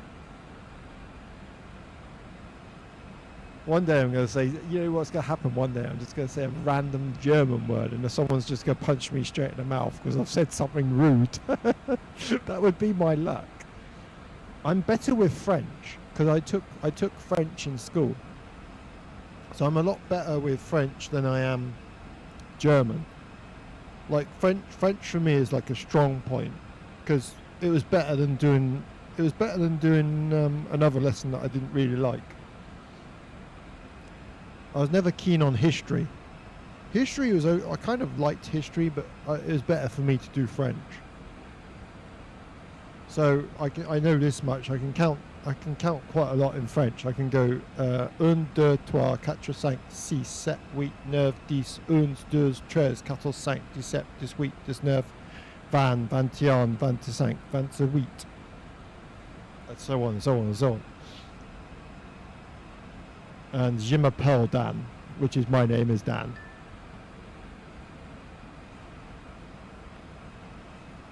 But yeah, that was just to get out of another lesson. My French teacher was hilarious though. Why did teachers always have funny names? Miss Clayavou was my French teacher. Gonna quickly leave and rejoin in a few. Just gonna start up my Cessna Citation X in the sim. Oh, great plane. Citation X. Oh. I've not actually flown that. X-Plane does have a standard Cessna Citation X. I do forget about that. It's gone very dark now. It's dark outside. I'm scared. I just did 3:39. I got 3rd. Bloody hell, Reese. Oh, you have to show me a setting now. I'm grade 9 and I have Spanish. Ooh, nice. Spanish. I don't know much. I don't know any Spanish. I think there was one waiter, and I don't know if the saying now, right? I don't know if it's true. In fact, I can stay in. I just won't be commenting. That's fine. That's absolutely fine. There's one saying in Italian that a waiter told us once, so I never found out what it means. So in Italian, he said that this means, God, how much I love you. So you got to a woman, you say, "Si, come ti amo." I have no idea if that means anything at all. There's one saying I've never found out what it means. It was like, I randomly probably come up to someone and said, "I find you really ugly." Okay, no, that would be my flipping luck. Yeah, "Si come ti amo" in Italian, apparently the waiter told me when I was like 18 years old. It means, God, how much I love you. So, but he never told us if it was right or not. And to be honest, I couldn't be bothered to find out if it was or not. So,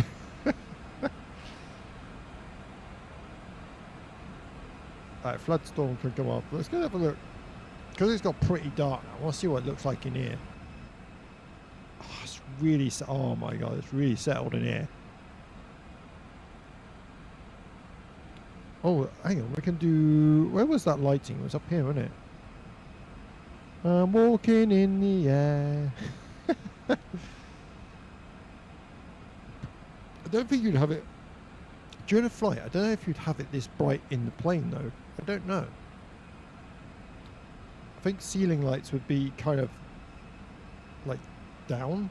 You'd have like ceiling lights off.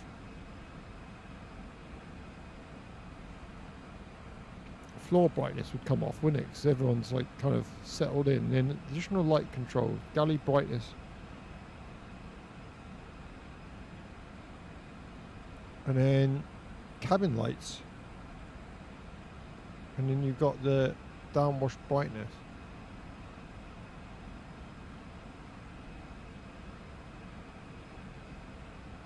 I think that'd be more like it. Don't really change much, though, is it? That's on off. That's on off.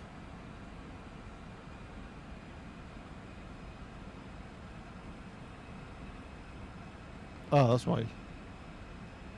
Oh yeah, that's more like it. By the way, what flight sim equipment do you have? So I have got a Turtle Beach flight deck joystick with throttles.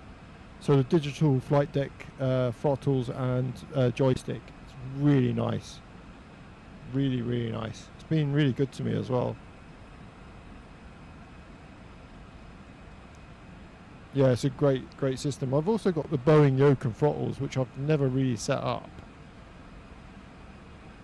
To be honest, it's not that I don't want to use them. It's just a headache to put together. That's more like it. I think that's how you'd have it. And then if they wanted, they could have like reading lights up themselves.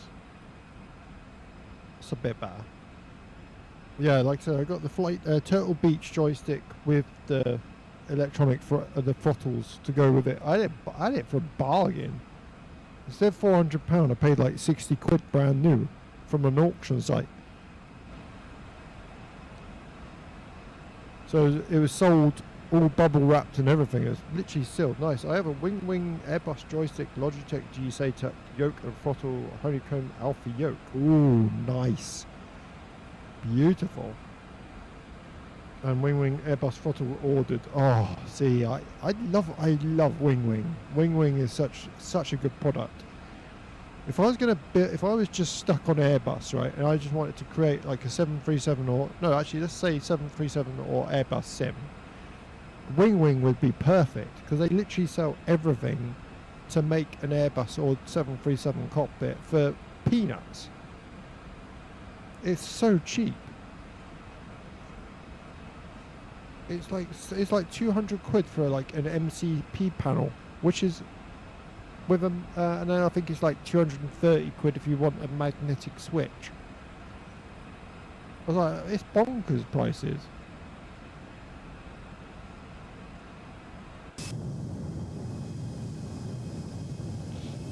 Well, still over the water.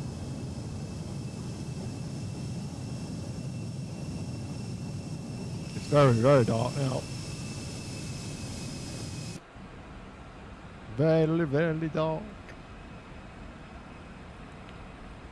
450 nautical miles to go. So yeah, like I said, arriving about 8 o'clock. So it should be good. 449. And then fuel's going down. Fuel when we arrive. Look how quick that fuel's going down. 621, 600, 500. Oh my god. Ah, so it's working out how much fuel. Ah, okay, so I understand what this is saying now. So basically it's working out the fuel when you arrive. I'm back. Turns out I can't currently start my Citation X because it's minus 19 at departure airport. Minus 19? Is that a real life Citation X you're going to try and start? Or is this a one on a sim? It's only 150 quid, I think, for, so like 120 poundish, I guess. Yeah, it's ridiculous, isn't it? It's mad to think how cheap they did it for. And it's not like it's rubbish quality. Oh, sim. Wow, that's quite cool that the sim won't let you start it because it's minus 19. That's quite clever.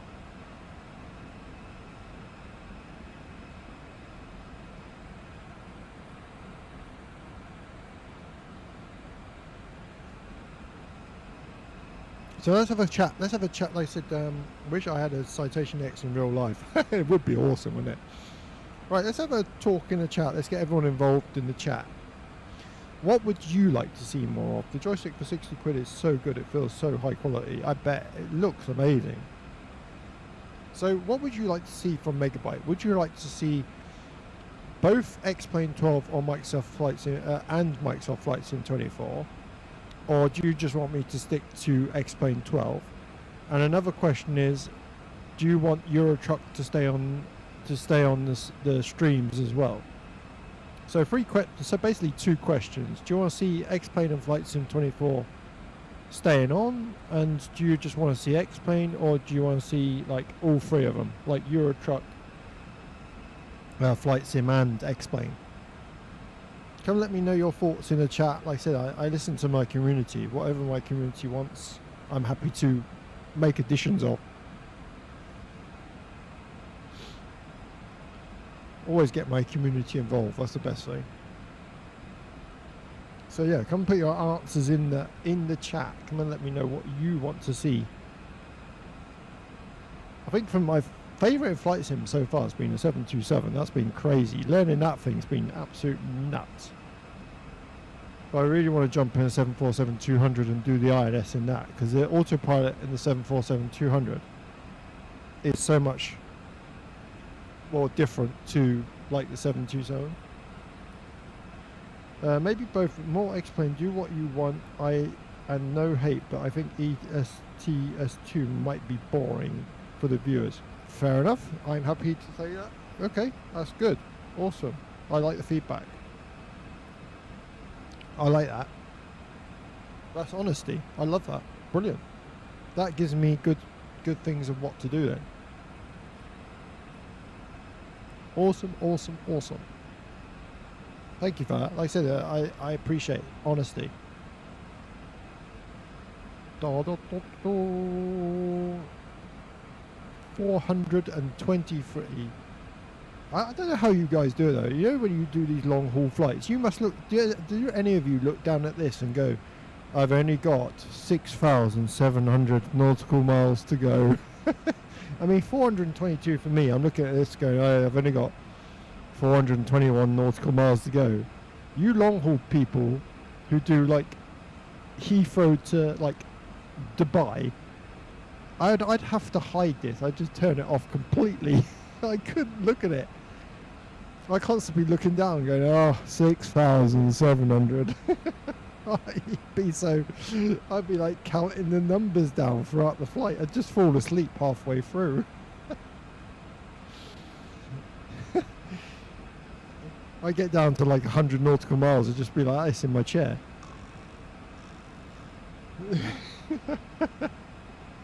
You're flying over the airport. Oh shit.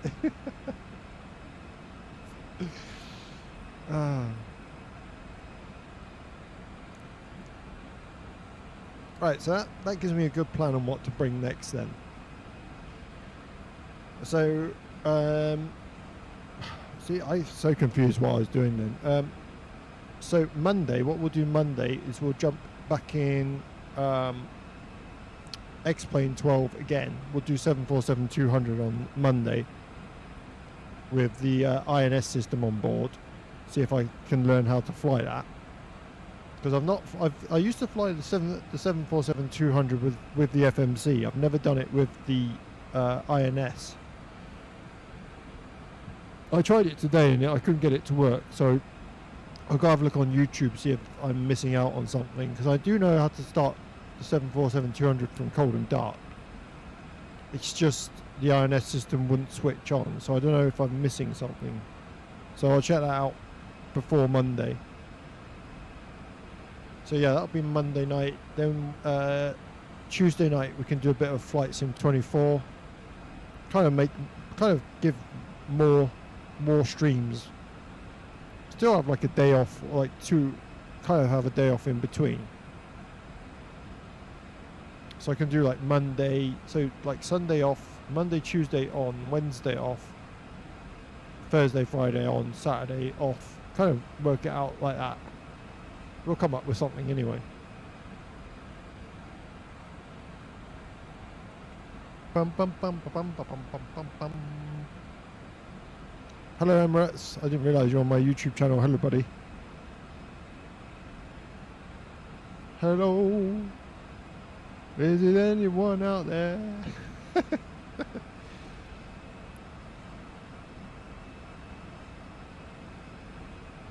Right, so 401. I'm still counting numbers down. Right, let's go through what I like and what I don't like about this plane, and what complaints I've got about it. Let's start off what I do like.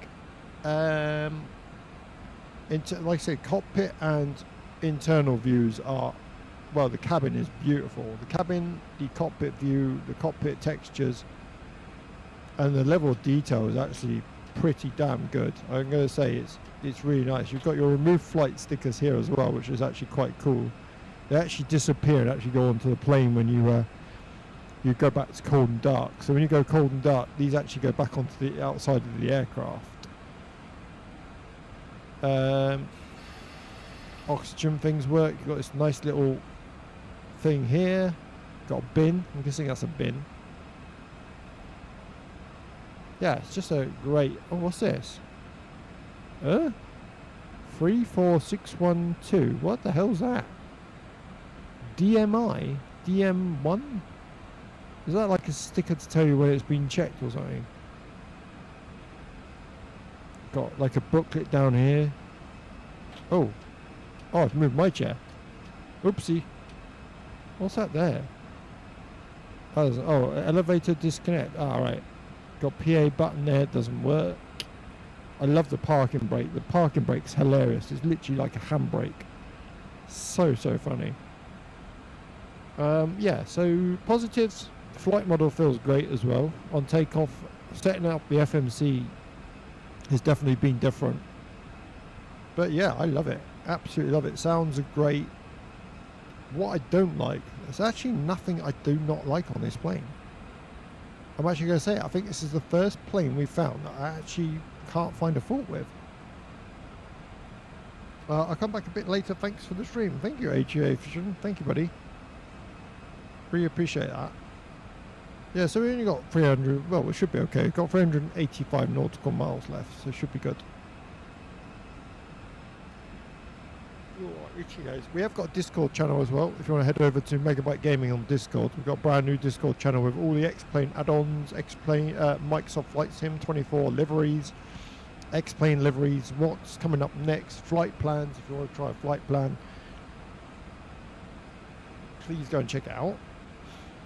Just type in Discord, or when you go into Discord, just add Megabyte Gaming and you should find me straight away. Yeah, I actually can't... The only thing I would like to see is where this switches is to turn these off. But, to be honest, it's not really overly bothering me.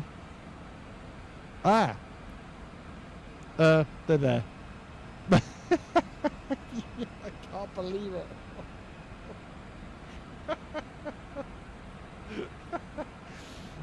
He said that.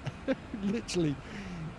How dull can you be? There's literally a switch straight in front of my eyes that says dome light. Oh yeah, that's a lot better. Stupid idiot. Oh, that's brilliant. Oh my god. Right, flood storm. I can't actually believe that happened.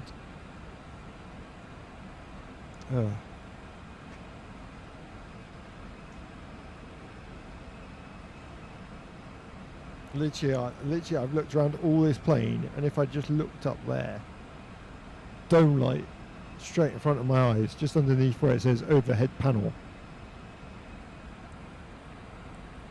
Oh my god, how silly can I be? Literally. Doesn't surprise me, mind. I like how quiet it is back here. Oh, see, all the blinds shut just make this plane look so... I like the exit signs as well. I just love the way when you press the seatbelt signs on, everything just goes back to like ready for landing. So all the tables go away, all the blinds open up. So cool. So sit here for I did this in VR. I did do this in VR, and in VR you can actually click on these seats and actually click into them to sit in them. There we are, shut the doors. Shame there's nothing more on the TV. I'd like to see a map on... There you are, that's my first complaint. I'd like to see a map on the TV so you can see what you were doing, but that's my only complaint. Turn some lights on. Get some lights, get some reading lights on. Nice. I do like that. Got some bottled water. I'm guessing that's bottled water down there. What's it called?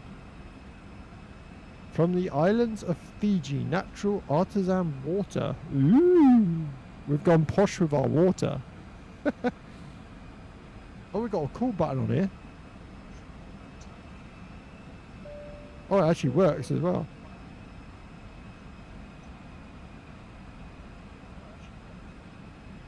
Got reading. Oh, that's I'm guessing that's reading light. Love it. I love this plane. Yeah, I just love when you click that. Just everything goes away. All the blinds open. Look at that. Just everything gets ready for landing. That is so cool. And it goes back to normal, back to what you set at. That's brilliant.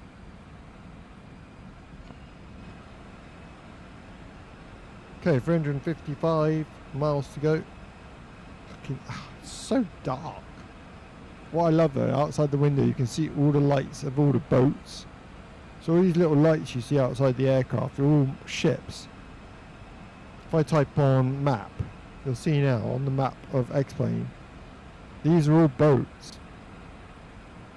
They've all got helicopter pads on. I didn't realise that. They've all got helicopter pads. So yeah, you've got helicopter pads on each of these ships. So if you wanted to, you could actually land a helicopter on them. That's quite cool. I didn't know that. And there's us.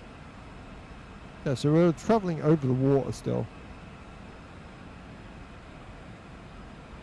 That's quite cool. This is so relaxing though. There's our, yeah, so you can always tell when you're, oh hang on, can we get that view? Yeah, look. We're on the ship deck now. We're inside the actual, we're in the actual aircraft carrier. Oh, that's brilliant. I've never tried landing at night on an aircraft carrier. That'd be a challenge enough, wouldn't it? Imagine that. And these lights actually work as well. When you're landing on the aircraft carrier, these lights actually do work to tell you whether you're too high, too low. Which is quite cool.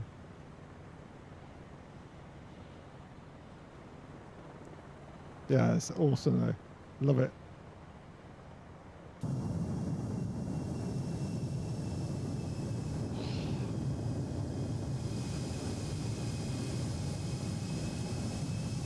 Lovely. Ladies and gentlemen, this is your captain speaking. I hope you're all doing well. We're about 340 nautical miles away from our destination. No weather to report en route. Weather is looking stable and good. Welcome to all the new followers who joined tonight. Like I said, we're doing about 422 knots. And with our landing time, according to the planes, about 7:15 or just 10 to 8. 10 to 8. Okie doke. Good night, love you.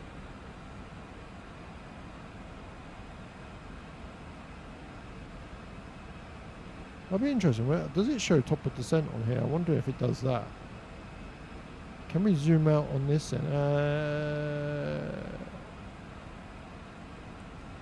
That's BRG, I don't want that. I want to see if you can zoom out on this map. Oh, that's that one.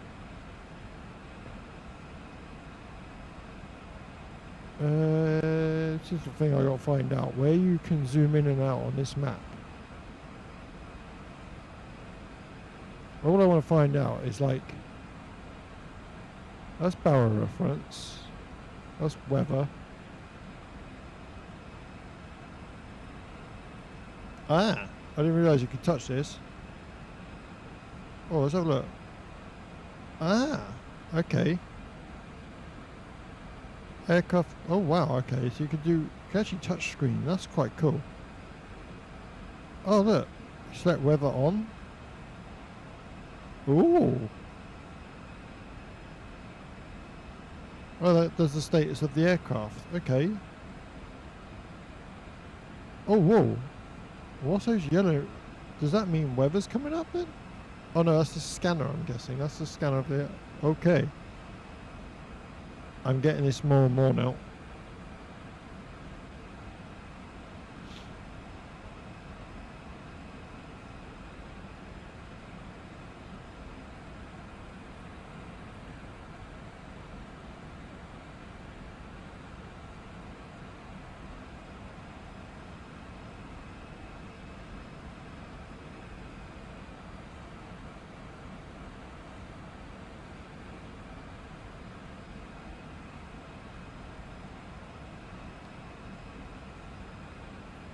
Oh, itchy nose. Ugh. Sliding down my chair. I could definitely get used to nighttime flying. In VR especially. In VR at nighttime, it's just so chilled when you've got your VR headset on and you can go and sit down in one of these seats. Especially on a long haul flight and just relax. I've done it on the A380 as well, like going on to the A380 and it's just been super chill.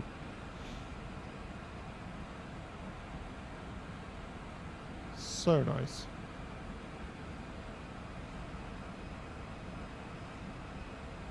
Itchy eyes.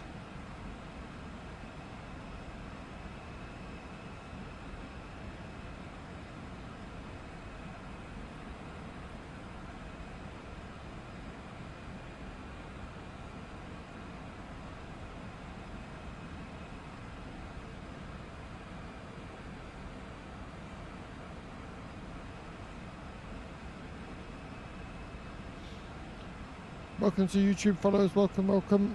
I said welcome to TikTok and YouTube followers. Hope you're enjoying this so far. Like I said, we're in the Ejets flying over. We've got about 310 miles to go. Cruising at 38,000 feet. We're in the X-Craft's E1, Lineage 1000 this is called. It's flying beautiful. Oh, actually, hang on a minute. There! Look, distance 41 nautical miles to the next waypoint.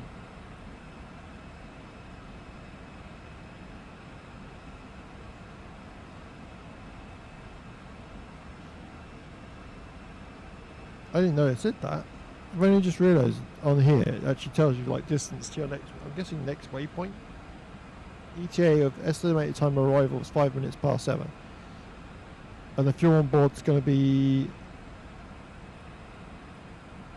1600. Ah, well, that's kind of cool. So next waypoint then is Orsos. So that gives us a good. So on here, okay. So we get distance to go is 35 nautical miles. So Orsos is 35, and then down altitude 380. I don't know where we go down to top of descent is. That's the only thing.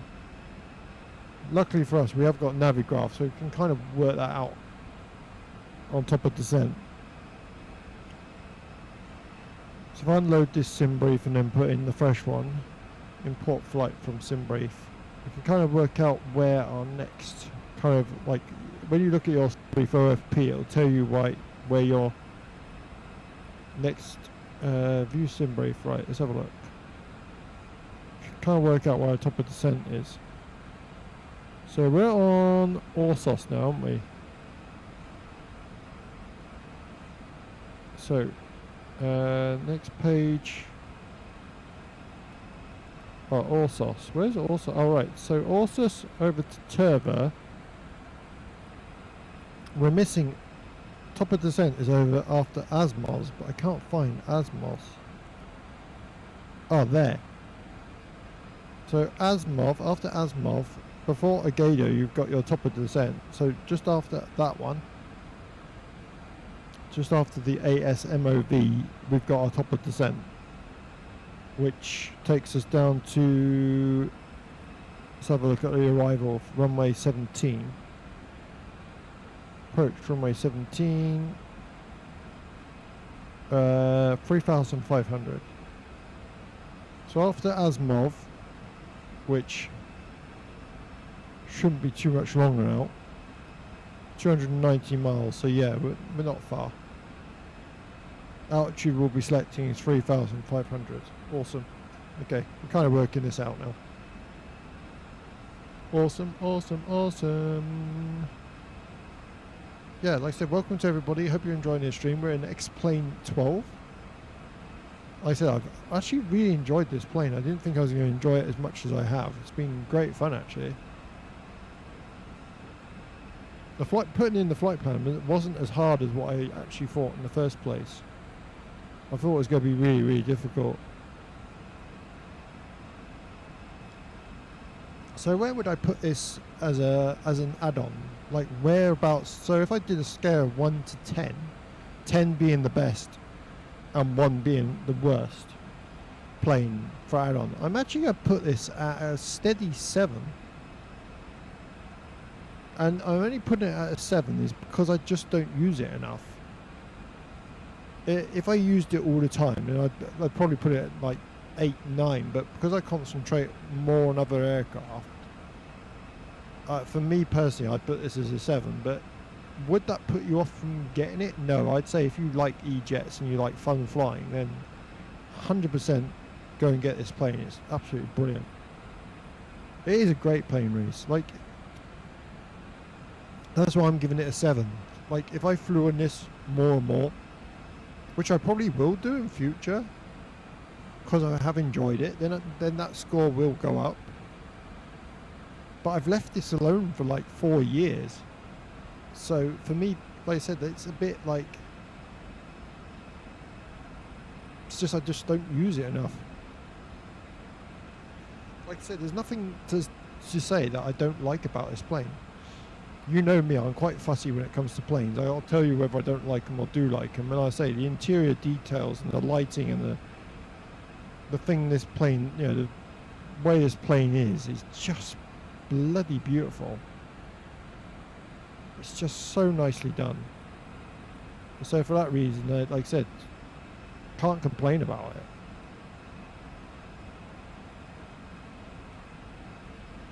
So we're just coming up, so it's 4 miles to go of Orsos, then we've got 94 miles of Turbo. As I said, 3,500 approach. Looking forward to actually landing in the dark as well. Should be good fun. Oh right, so I got some information for you guys. Are you ready?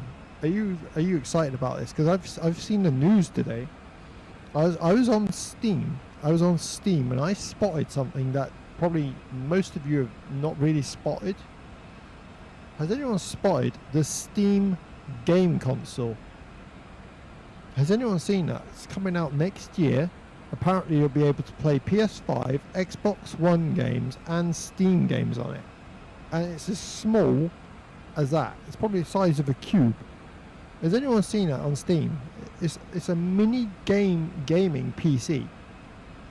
And they're saying at the moment you can play games of 60 FPS or 4K. 4K graphics at 60 FPS on this little console.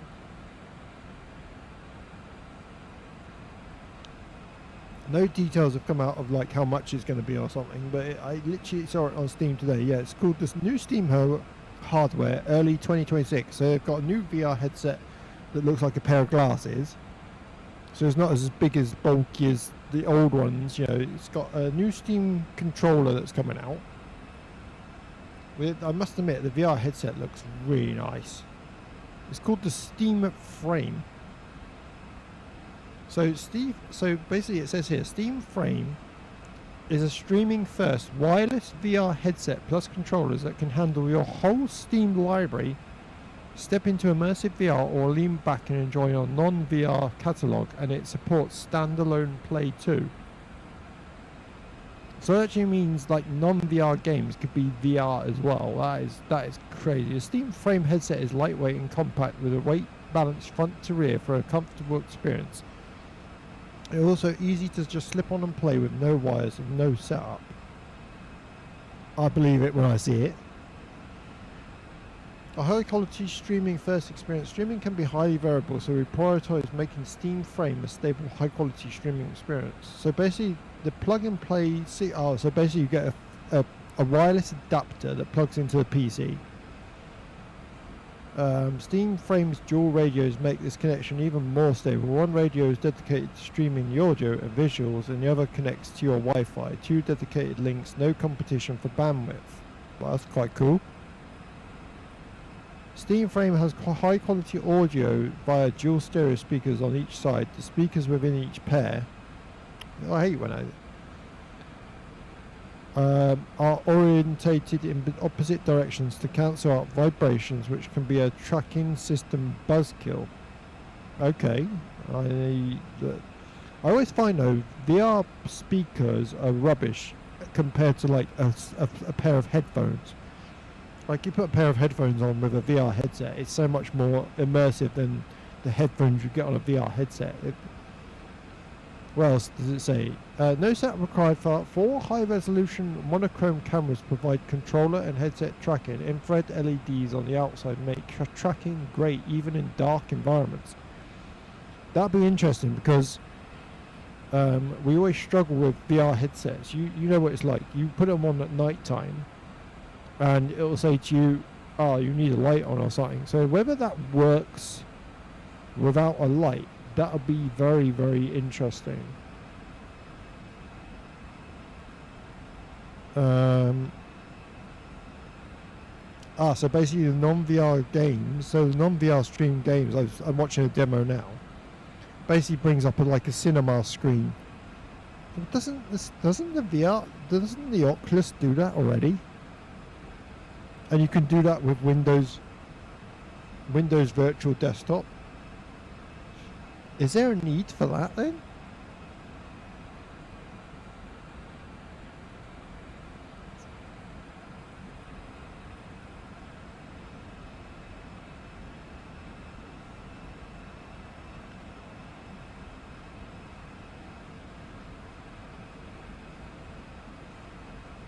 Oh, they're opening up a Steam Frame developer kit program to help. The more developers with Steam Frames in hand, the more feedback we can grab, and better we can make Proton and Steam OS and improve compatibility for the entire Steam library. Request a Steam Frame developer kit in your Steam partner dashboard. I haven't got a Steam partner dashboard. That would be good if I could get that. Test it out on stream. What's this Steam machine? I want to see what this bloody Steam machine is. This is what's got me interested. Steam machine! What's the Steam machine say? Steam your hardware like never before. Are you fed up with creases in your games? Get the Steam get the Steam gaming console. So basically this says here, your Steam library in more places. With over 6 times the horsepower of Steam Deck, Steam Machine has the power to play your whole Steam library, including your favorite AAA titles. Just sign in with your Steam account and your entire library is there. Does that mean you have to download it? So an OS optimized for gaming with fast. I better check this flight, because otherwise I'll be flipping.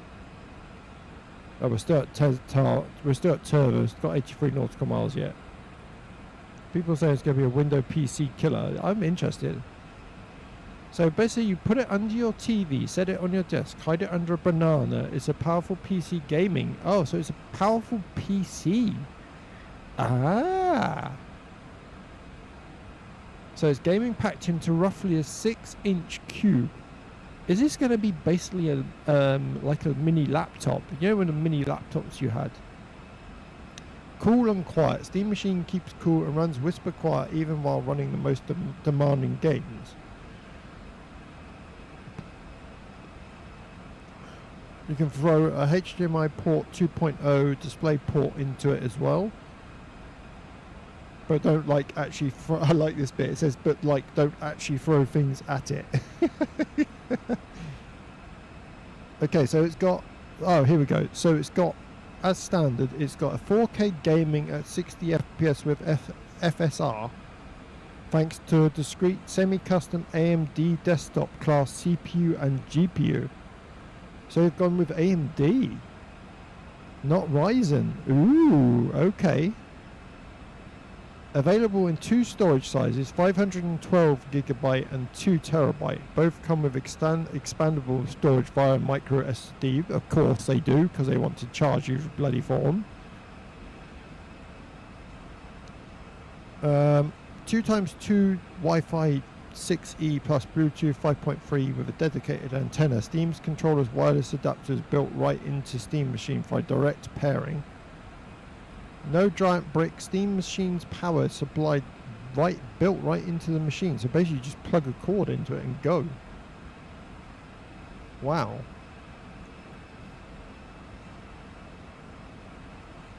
At the moment it says well, it doesn't say, it just says AMD desktop class CPU and GPU, but it doesn't tell you which one. That's all it says is CPU and GPU, but it doesn't say which class of CPU and GPU they're going to use, which is quite interesting. Oh wow, this is an interesting feature. It's got an LED on it. Wow. It's got an LED. This is a selling point. It's got an LED on it to tell you when your games are installing. Oh my god. Wow. I'm buying one tomorrow. Flipping LED. And it's a PC. Oh right, okay. So yes, Steam Machine is optimized for gaming, but it's still your PC. Install your own apps or even another operating system. Who are we to tell you how to use your Wow, okay. So you can actually put your own apps or another operating system on it. That's game changer. That's a big game changer. Made for Steam controller. You can use Steam frame or any of the. You can even use VR headset with it. You can use a built-in wireless adapter for the controllers. This means you can pair your Steam controller without its puck, and you can wake your Steam Machine up without leaving your couch. With enough horsepower to take on the most demanding games, Steam Machine is a perfect host for a PC for streaming to other devices. Easily stream to your Stream Deck, Stream Frame, which is the VR headset, or any other device running Steam Link. Ooh. Well, I'm interested. Here we go. I found it, Reese. I found it. So, the CPU is a semi-custom AMD Zen 4 6C/12T up to 4.8 GHz 30-watt TDP. And then the GPU is a semi-custom AMD RDNA 3 28 CUs 2.45 GHz max sustained clock of 110 watts TDP. And the RAM is only oh god, this is where it's going to hurt, isn't it? The RAM is only 16 gigabytes DDR5 and an 8 gigabyte GDDR6 VRAM. Oh god, okay, that puts me off it. Why only 16 gigs? Why 16 gigs of RAM? What game are you going to be able to play with 16 gig? No wonder it says maximum 4K at 60, like up to, yeah, so up to 4K at 240 hertz or 8K at 60 hertz. How the bloody hell they got that out of a 16 gigabytes of RAM? I mean, I've got 32 gigabytes of RAM. Mine does not do 4K at 240 hertz. It'll let you run Cyberpunk on double frame rate compared to consoles. I'm just worried it's going to be extremely expensive. If you think the old VR headset I had, the Steam VR headset I had was 600 quid when it first came out. Like when I first had my VR headset from Steam, it was £600. This is going to be, I'm going to say £1,000. I can see this easily being in the £1,000 mark. Because I know what Steam are like. Okay, we're at Turva. So we're at Turva. Next waypoint is our top of descent. Like I said, going down to 3,500. Yeah, guarantee we're going free. I'm going to say £1,000. £1,000 easily. Right, we're at Urva, so we can start to do our flight change.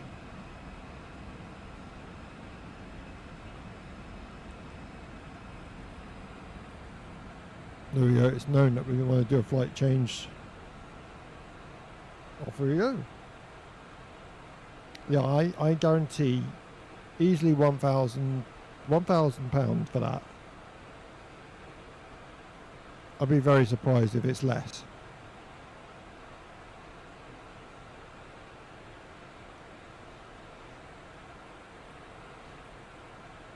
I'll be very surprised if they come back and say, oh, it's like 300, 400 quid. Because the Xbox Series X is like 400, 500 quid.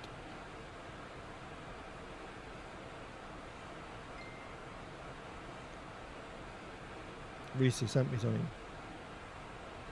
Whoa. I wasn't far off, was I? 800 to £1,000. I was sat £1,100. I was not far off.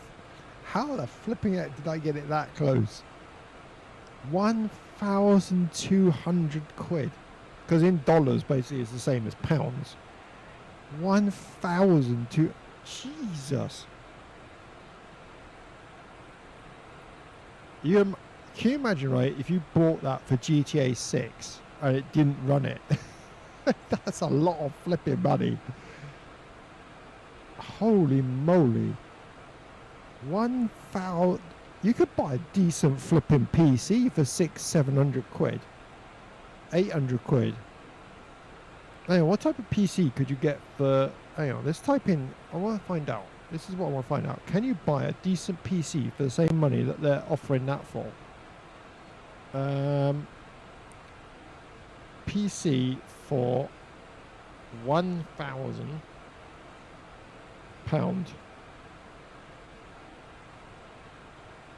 Let's see what kind of... Okay, so this is a... Oh, okay. Oh, yeah. Okay, this is a £1,000 PC. This is how we compare it, okay? So we've just gone through the specs of that one. You can have this, okay? You can have a Chill Blast PC with a Ryzen 5 RTX 5060, which is the same power as basically a 4080, pre-built gaming PC for £1,000. So what would you rather have? Our system engineers, and it's... Yeah, so it's got a Ryzen 5. Immerse yourself in silky smooth gameplay with an NVIDIA GeForce RTX 5060 equipped with 8 gigabytes of high speed blah blah blah, solid foundation B650 motherboard, 32 gigabytes of RAM, so already it's beat the Steam one, and it comes with 2 terabytes of internal storage, and it's got an RGB tower cooler. I mean, flip it. It's got Wi-Fi. It's got all the ports that you need on it. It's got 650 watt power supply. Yeah, it's a flipping better PC than what that Steam is offering for exactly the same price. And it comes with a 5-year warranty. Comes with a 5-year warranty. The Chill Blast PC. You sent me a message. Hang on, have a look now. And we'll have a look. Hello, YouTube followers. Welcome. Just beginning our descent now, everybody. I shall have a look. What have you sent me? Steam VR headset, specifically the Steam frame, is expected to be priced between 600 and 800. That's not too bad. That's not for a VR headset. That's good. That is really good. 600 quid for a VR headset is not bad, but the gaming thing, flipping it, is ridiculous. 600 quid for a VR headset, for a brand new VR headset, is not bad. I mean, that's actually quite good. I was expecting you to say a lot more than that. But yeah, the gaming console, I knew for a fact when you said, yeah, when you sent that message, I said, didn't I, £1,000? And I was so bloody right with that. 139 miles to go. I was so bloody close to that, wasn't I?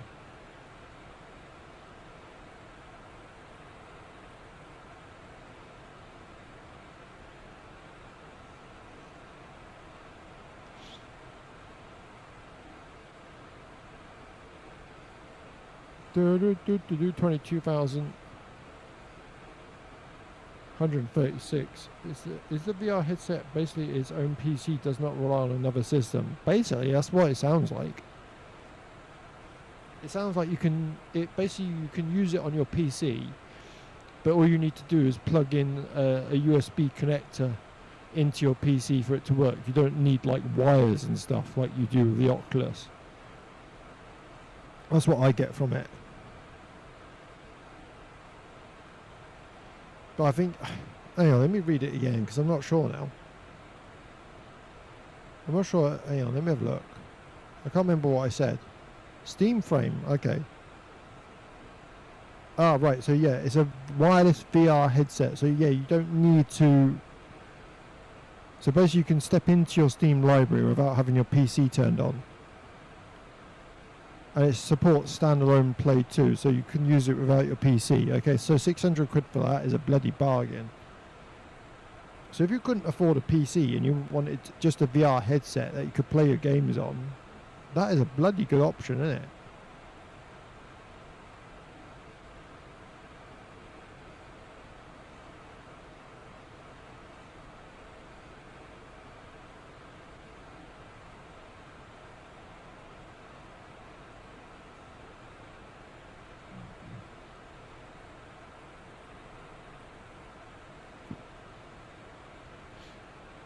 So play flight sim in your car, yeah, basically. I wonder how it'll run. I wonder how it'll run flight sim, or if it's going to be one of these where you can play only certain games on it. Because I know on Steam Deck, I don't think on Steam Deck you can play flight sim on Steam Deck. 16,000 feet. I think you can't play. Hang on, let me have a look. Can you play MSFS 24 on? Because that will answer it as well. Because if you can't play it on, can you play MSFS 24 on Steam Deck? Oh, you can. Okay, you can play on Steam Deck. So if you buy a Steam Deck, you can actually play Flight Sim on that as well. How much is a Steam Deck? How much is a bloody Steam Deck? Because that would be bloody awesome, especially for going away in places. Holy cow. 1 terabyte console is 660 quid. Or you can buy a 256 gigabyte one for 396. That's not bad. That's quite cool. It's got it's got 4.6 stars. 4.6 stars. Let's see what the reviews are like. Just arrived today with the estimated blah blah blah blah. I think if the tracking number could be provided, this is an impressive piece of kit. It's easy to set up and operate if you already have a Steam account, and in minutes you can be up and running with your existing games. That is cool.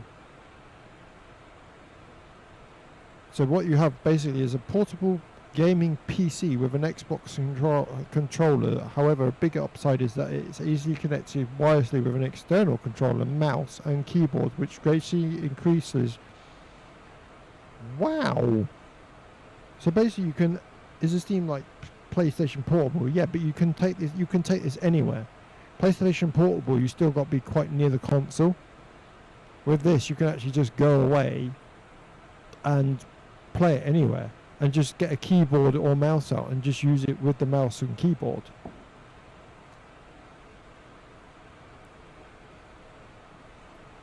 That's quite nice. I was about to buy. This says it all, doesn't it? I was about to buy a desktop gaming computer and took a long time before buying this. And I'm so glad I did it. Everything I needed. And it's a desktop if I need it to be, but it's portable, and yes, I know about laptops, but this is perfect. Oh, like Sony, yeah, a bit like that, but better. It's got an OLED screen on it. OLED screen is stunning. Colours pop, blacks are deep, and it's buttery smooth to play on. The 1TB storage means I don't have to worry about juggling games, and load times are super fast. It runs everything from AAA titles to emulators with ease, perfect for gaming on the go or docked at home. Easily my favourite piece of tech this year. Wow. That's quite a review. That is awesome. 82% 5-star.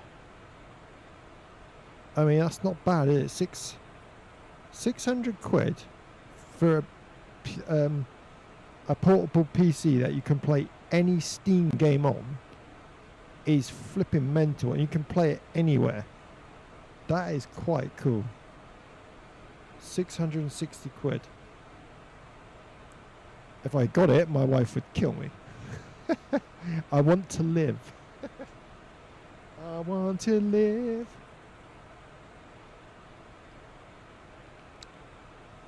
So you can dock it on your TV, yeah.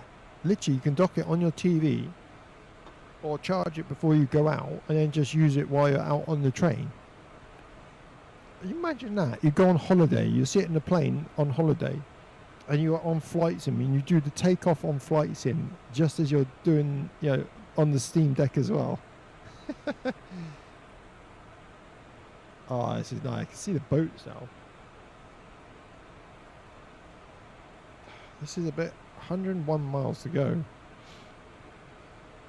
Done it on the iPad, yeah. I suppose it's about the same, isn't it? I'm going to go back to, I think I'm going to change this to 6,000.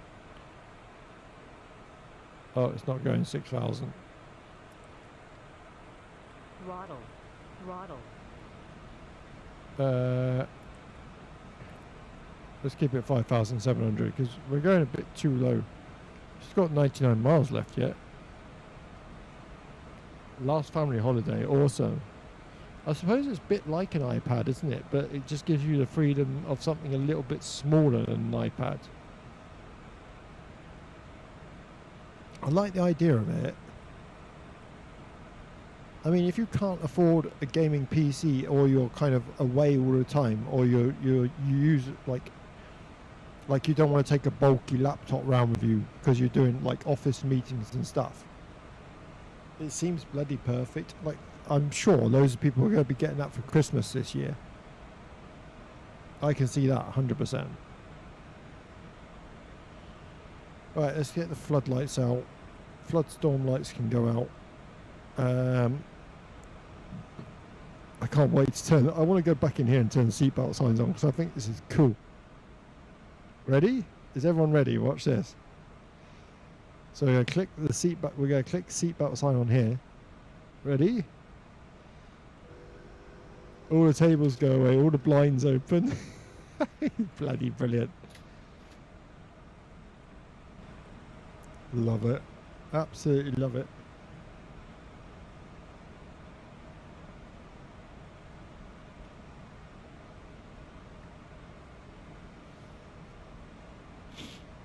I wonder why it descended us so bloody early, because we've still got 93 miles to go yet. Lucky I didn't slept 3,000 feet. Can you imagine that?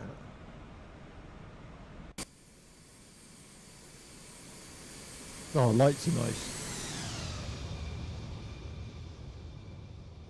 Lights are very nice.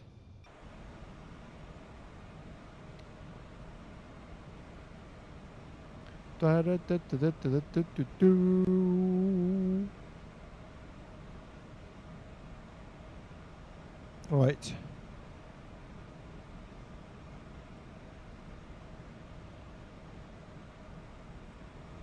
Why is our speed going down?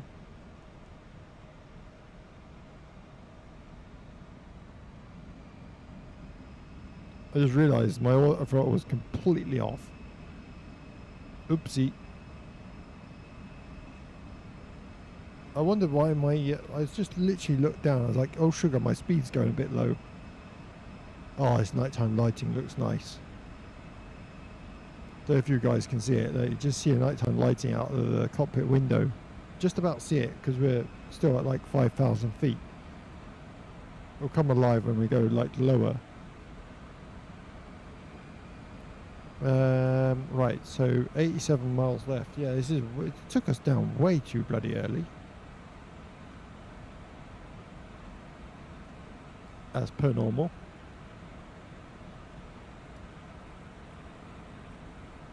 What time is it anyway? Oh god, it's only 9:30. Don't it feel later than 9:30? Tell you what, after this though, I'm going back on my rally game. Oh, we got a discontinuity. Oh sugar.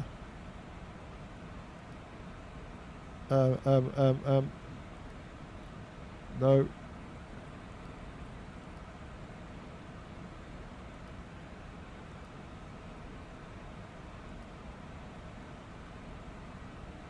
Did that work? That'd have been awkward, wouldn't it?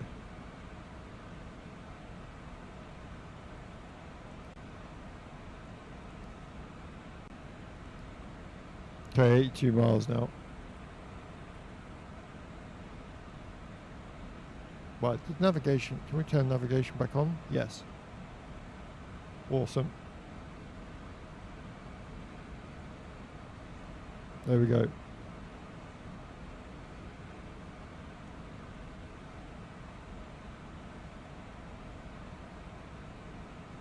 You have to tell me again, Reese, what this setting is on this rally game, because I'm quite interested. I'm quite interested to find out what this setting is you're on about on this rally game.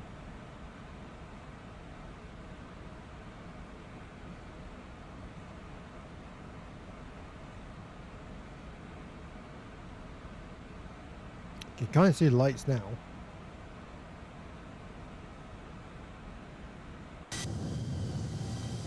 Now you can see them. Look at that. Gorgeous.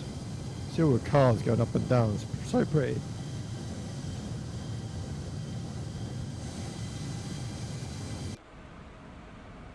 Ladies and gentlemen, this is your captain speaking. Got about 76 miles to our destination. We're at flight level 6,000 feet. Seatbelts have been armed.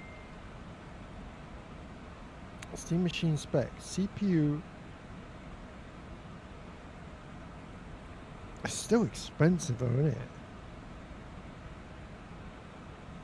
it? 8K, 512 gigabyte MVE, 2 terabyte.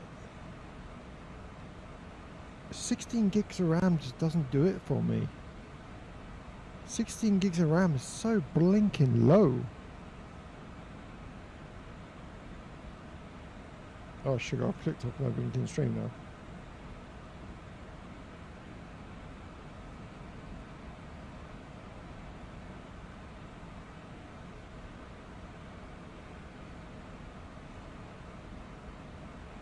Come back, all is forgiven. Right. Yeah, for me personally, I'd say the like £1,000. What does max sustained clock mean? I have no idea. No idea, mate. I've never heard of it.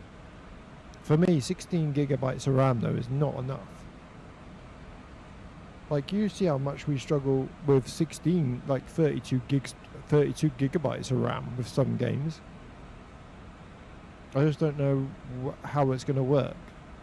But then I suppose gaming consoles work different to PCs, but they're saying it's a mini PC that you can run your desktop off.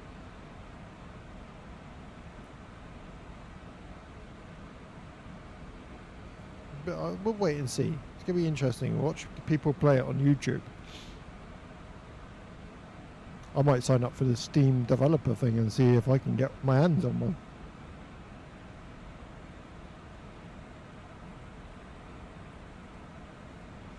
Well, from what I've read so far, you can get updates. You can change the storage. That's about it. I've heard you can change storage, but apart from that, nothing else. 65 nautical miles. See, I reckon we should have still been at least 10,000 feet, because this departures like this always take, arrivals like this always take bloody ages because you're so low down.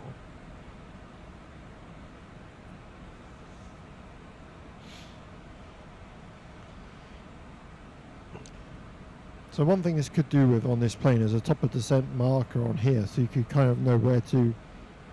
Did you that project? I tried, but no, I couldn't do it. I couldn't find it. I couldn't find it, even though the message you sent me, I went on there, I couldn't find anything about it.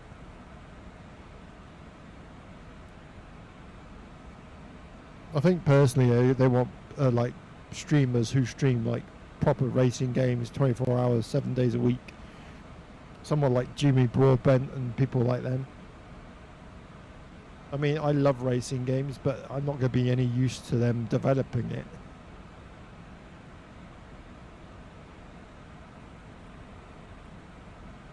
I just enjoy them because I can, you know, I love racing, but I don't think I'd have any input on like what it should feel like. They want people like real people that racing real cars, I suppose. Because it's got like 20 questions that you have to answer before you get accepted. 58 nautical miles. We're getting close. These lights look so pretty. Very, very pretty. Let's do a fly past.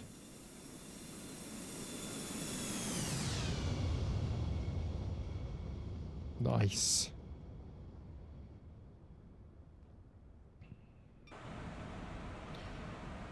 Okie doke. 56 nautical miles. When this gets down to about 30, then we can go down to like 3,000 feet. But I'm not doing it until at least 40, 30 miles out. That'd be a bit silly.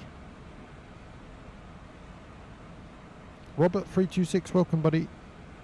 Welcome everyone. Like I said, we're live on YouTube, we're live on TikTok. Come and say hello. Hello. Hello, is it me you're looking for?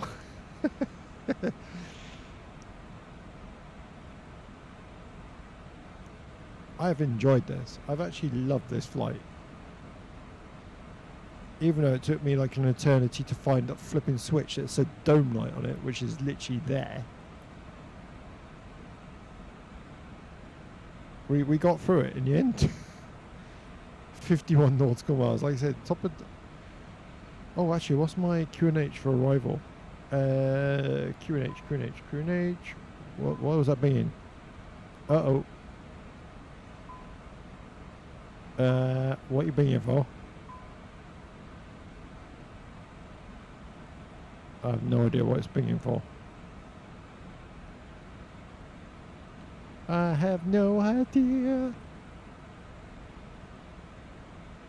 Are we still flying this flight plan? 49 nautical miles. Be a good idea if you could zoom it in out of this map.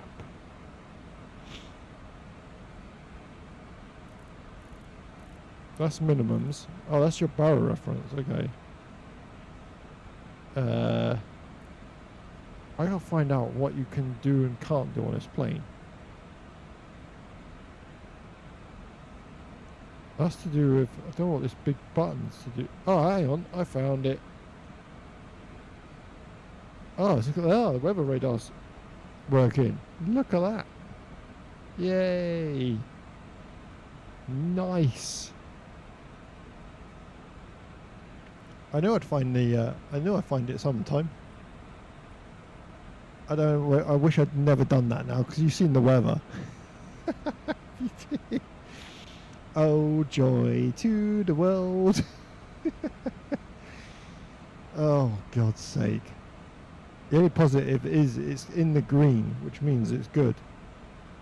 It goes yellow there, but green there. So I suppose that's a bonus. If it was red, like over to the left-hand side here, then I'd be really worried. But so far, so good. 42 nautical miles. Right, let's go down to... let's go 4,700. Do a flight change.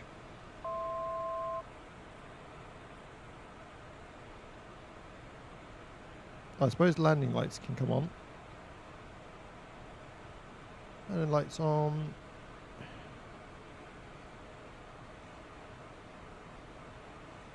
Can't see nothing.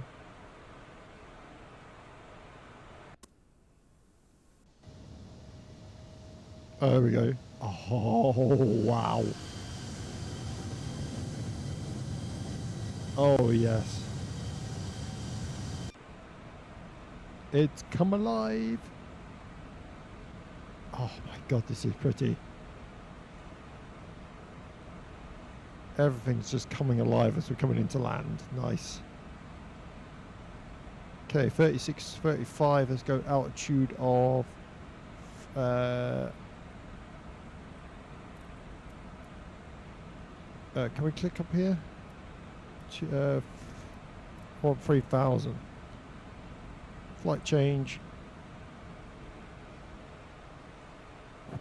Nice.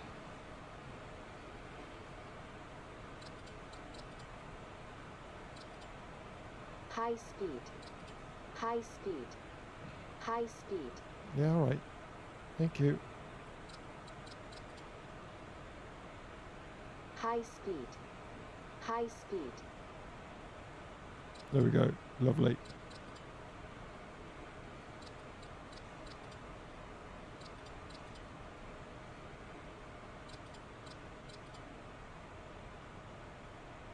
Come on.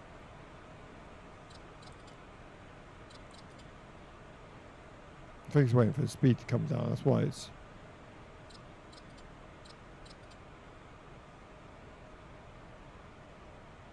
There we go. 31 nautical miles now.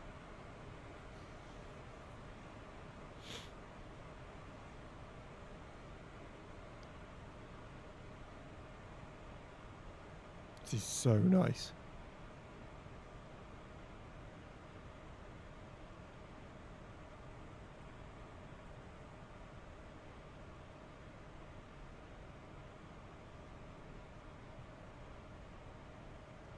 Throttle coming back up. Oh, it is, I think. Come on.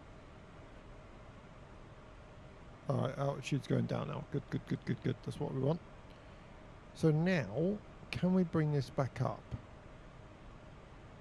I think it's this one, isn't it?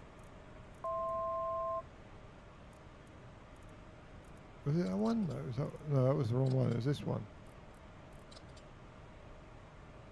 I don't know now. Was it? I don't know.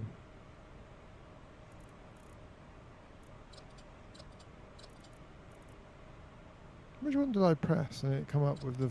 I'm sure I just pressed one and it come up with the flipping... Oh, never mind.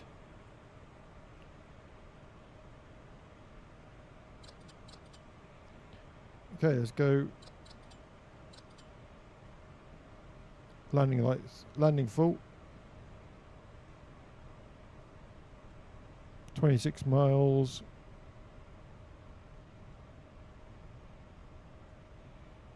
Landing gear. Landing gear. Yeah, we will. Landing gear. Landing gear down. Landing.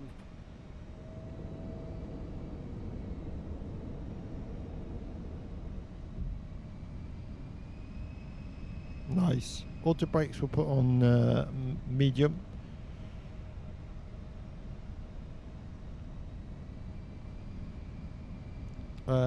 Let's go flight change. Down we come. Be quiet, little plane.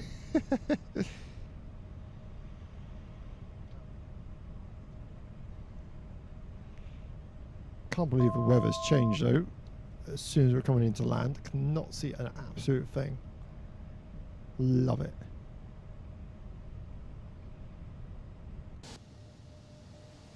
I mean, that's my view. Literally nothing at all.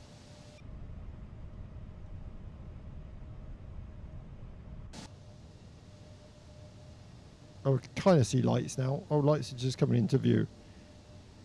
Holy moly. Oh my god. Oh my god. Oh wow. Oh wow, wow, wow, wow, wow.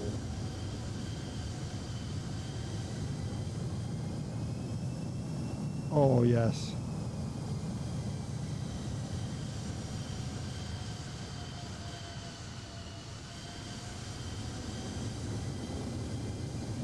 Beautiful.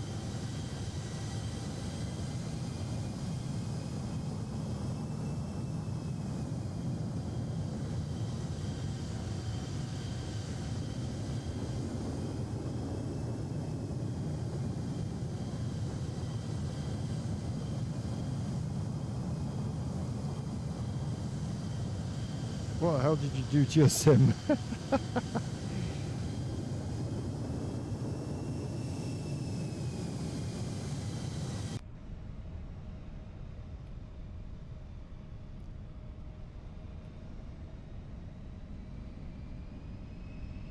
Okay, 20 miles. Oh my god, the wind's picked up. Oh my god.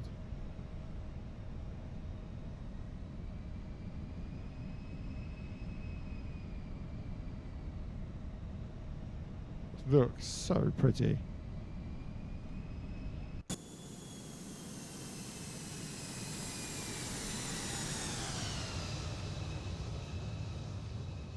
Wow. Yeah, that was a very big building. I was quite, well, oh my god, we're being chucked around it. Whoa. Guys, this is a bit windy. Oh my god.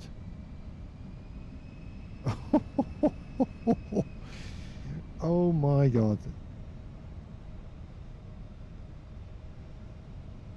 I can't remember how I set the flipping 10, 18 miles. Oh my god. Whoa. The winds at the moment, 133 knots. 136, 137, 138. 130. No, it can't be. Surely not. 100. No, I can't be right. Surely 145 knots.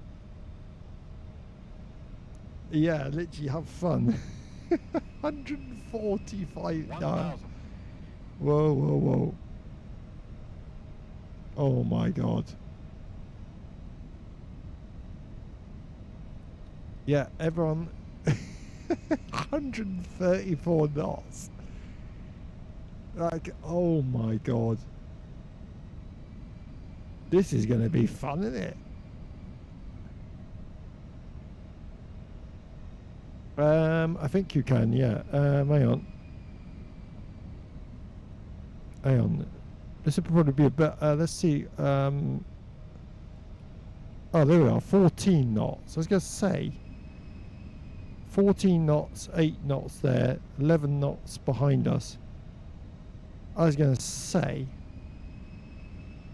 in like tailwind, 105. That's not wind there. That's not wind. 1,000. That's airspeed. That's airspeed. That's not wind. I'm trying to think of the wind though. Where would you find wind? Weather's there. That's not wind though. Wind is not 133 knots. I can't see where wind is, but it's definitely not that.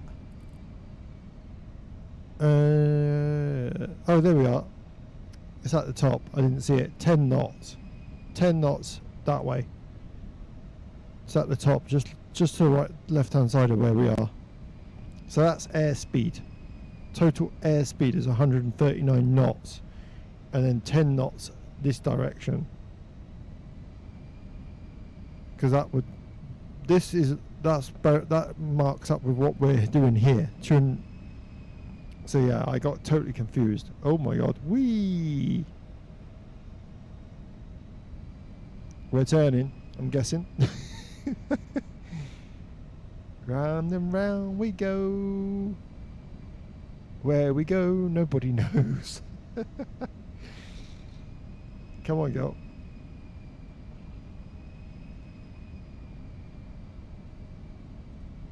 Let's hope I've set the reversers up properly. Can you imagine if that's the next thing that's going to go wrong? Whoa.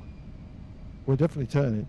140 knots would knock you out the sky. Yeah, so I knew for a fact it wasn't that. That's total air. Oh, it's runway in sight. Total airspeed that is 143 knots, which matches up with this. Oh my god, this looks good. Wee, windy, windy, windy. I think personally we'll have to do this manual landing. Fasten seatbelt signs, no smoking is on, nose landing lights are on, nose lights can come on, side lights can come on, everything else is looking good. Passenger signs, press here 10 cool, cabin crew prepare for landing. And what we'll do as we get closer, I'll take over myself.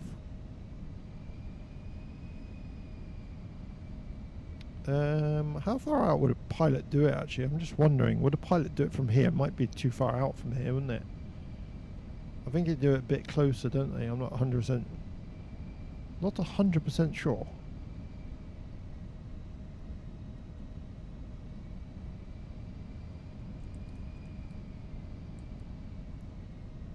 Yeah, runway's there. We're flying in sideways. Was positive. I think a bit closer. Yeah, I'm thinking a bit closer. I don't want to do it too far out. Oh my god. Whoa, whoa, whoa, whoa, whoa. Okay, Autopilot. I have control.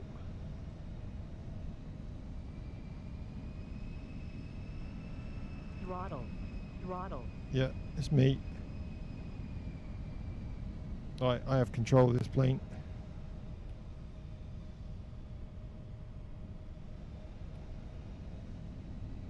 Speed up. Come on, come on, come on, come on, come on. Speed, speed, speed. That's a bit better. Come on, come on, go. Down, down, down, down, down. Come on. Bit more to the left. This is going to be difficult. This is so difficult. I can feel it as well. That's the weird thing. You kind of get a sense in X-Plane how the plane's feeling, and I can tell you this plane is struggling. Oh, whoa, whoa, whoa. This might be a go around. I don't know. I'll try my best to get it in one go, but it might be a go around. 1,000. Check. Glide slow. Glide slow. Glide slow. We're not mattering about glide slope at the moment, mate. We're struggling with the plane. Glide slow. Glide slow. Glide slow. A little bit of rudder. Glide slow. Oh my Glide god. slow. Glide slow. Glide slow. Glide slow. We're not worried about glide slope, mate. 500. Check. Safe to continue. Oh my god. Glide slow. Glide Come on, slow. come on, come on. Glide slow. Glide slow. Glide slow. Glide slow. Oh my god. Glide slow. Glide slow. Glide slow. Glide slow. Glide slow. Glide slow. Glide I'm slow. fighting this plane now. 200. Glide slow. Glide Check. slow. Glide slow. Glide slow. Glide slow. Come on, Glide come on, slow. come on, come on. Glide slow. Glide slow. 200. Glide slow. Glide slow. Glide slow. Glide slow. Glide slow. Glide slow. Glide slow. Come on, come on, Glide come on. slow. Glide slow. Glide 100. slow. Glide slow. 50. 40. Glide slow. 30. Glide slow. 20. Oh, oh, 10. oh, oh.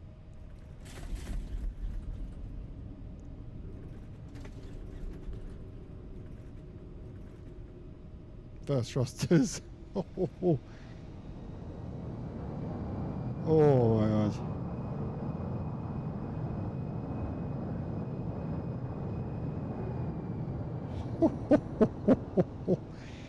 Oh, it was acceptable. Jesus, that was hard. Oh, nice landing. Well, I went. Oh my god. Right, toggle replay. Toggle replay mode. Shift free. Although we've got to press rewind first, don't we? Rewind. I'm back. I missed the landing like seconds. Yeah, it was very windy. For conditions you had, yeah, it was a bit windy. Hey. Right, what one do we want? We want this one, don't we? Play. Let's have a look. Come on. Here it comes.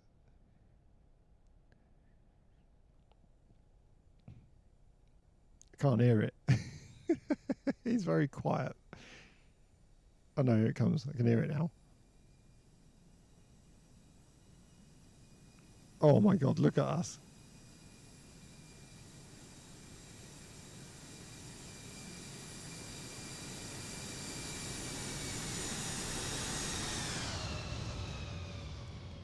Oh, oh dear, oh dear, oh dear. Oh god. Wow.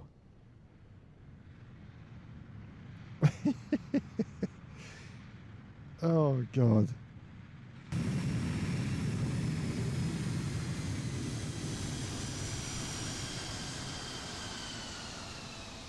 Beautiful. I wouldn't say it's my best landing. Oh, what? You can do tower? What the hell? I'm in the tower. Hello. Tower control. Oh, where's the plane? Am I going to be able to see it? I can't see the plane. Where is it? I can't see it. Oh, there. Oh my god, I'm actually in the tower. What the hell? Yeah, Ejets 195.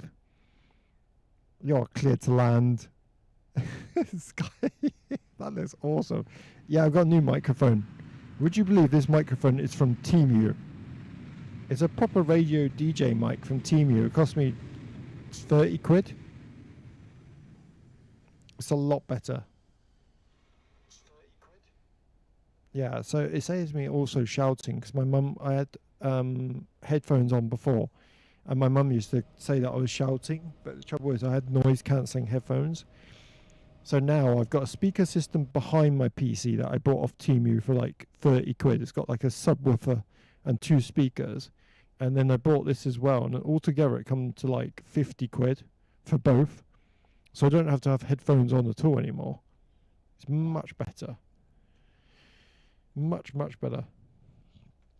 Did everyone enjoy that? Great job by X-Crafts. I actually think this aircraft is absolutely beautiful. Like I said, much more XPLANE12 content. Definitely want to keep Flight Sim 24 on the cards. And yeah, your feedback has been absolutely brilliant. So thank you so much. So yeah, we'll be back on, what did I say? Monday. We'll be back Monday with some 747-200. So we'll be back on Monday with 747-200 in XPLANE12 using the INS system if I can work out how to turn it on. Have a great night, everybody. Thank you for the amazing support of XPLANE12, and I will see you Monday, 7 o'clock. Have a great night, guys. Thank you so much for being a bit megabyte, and I will see you very, very, very soon. Thank you, guys. Thank you very much. Thank you. I'm going to play you out with some megabyte glory. Good night, guys. In the glow of screens we rise, we soar. Megabyte realms where legends roar. Pixel swords and battles untamed. In this world we carve our name. Megabyte game in the realm of fire, hearts ablaze and climbing higher. Victory calls with the thunder's cry. We are the legends who never die.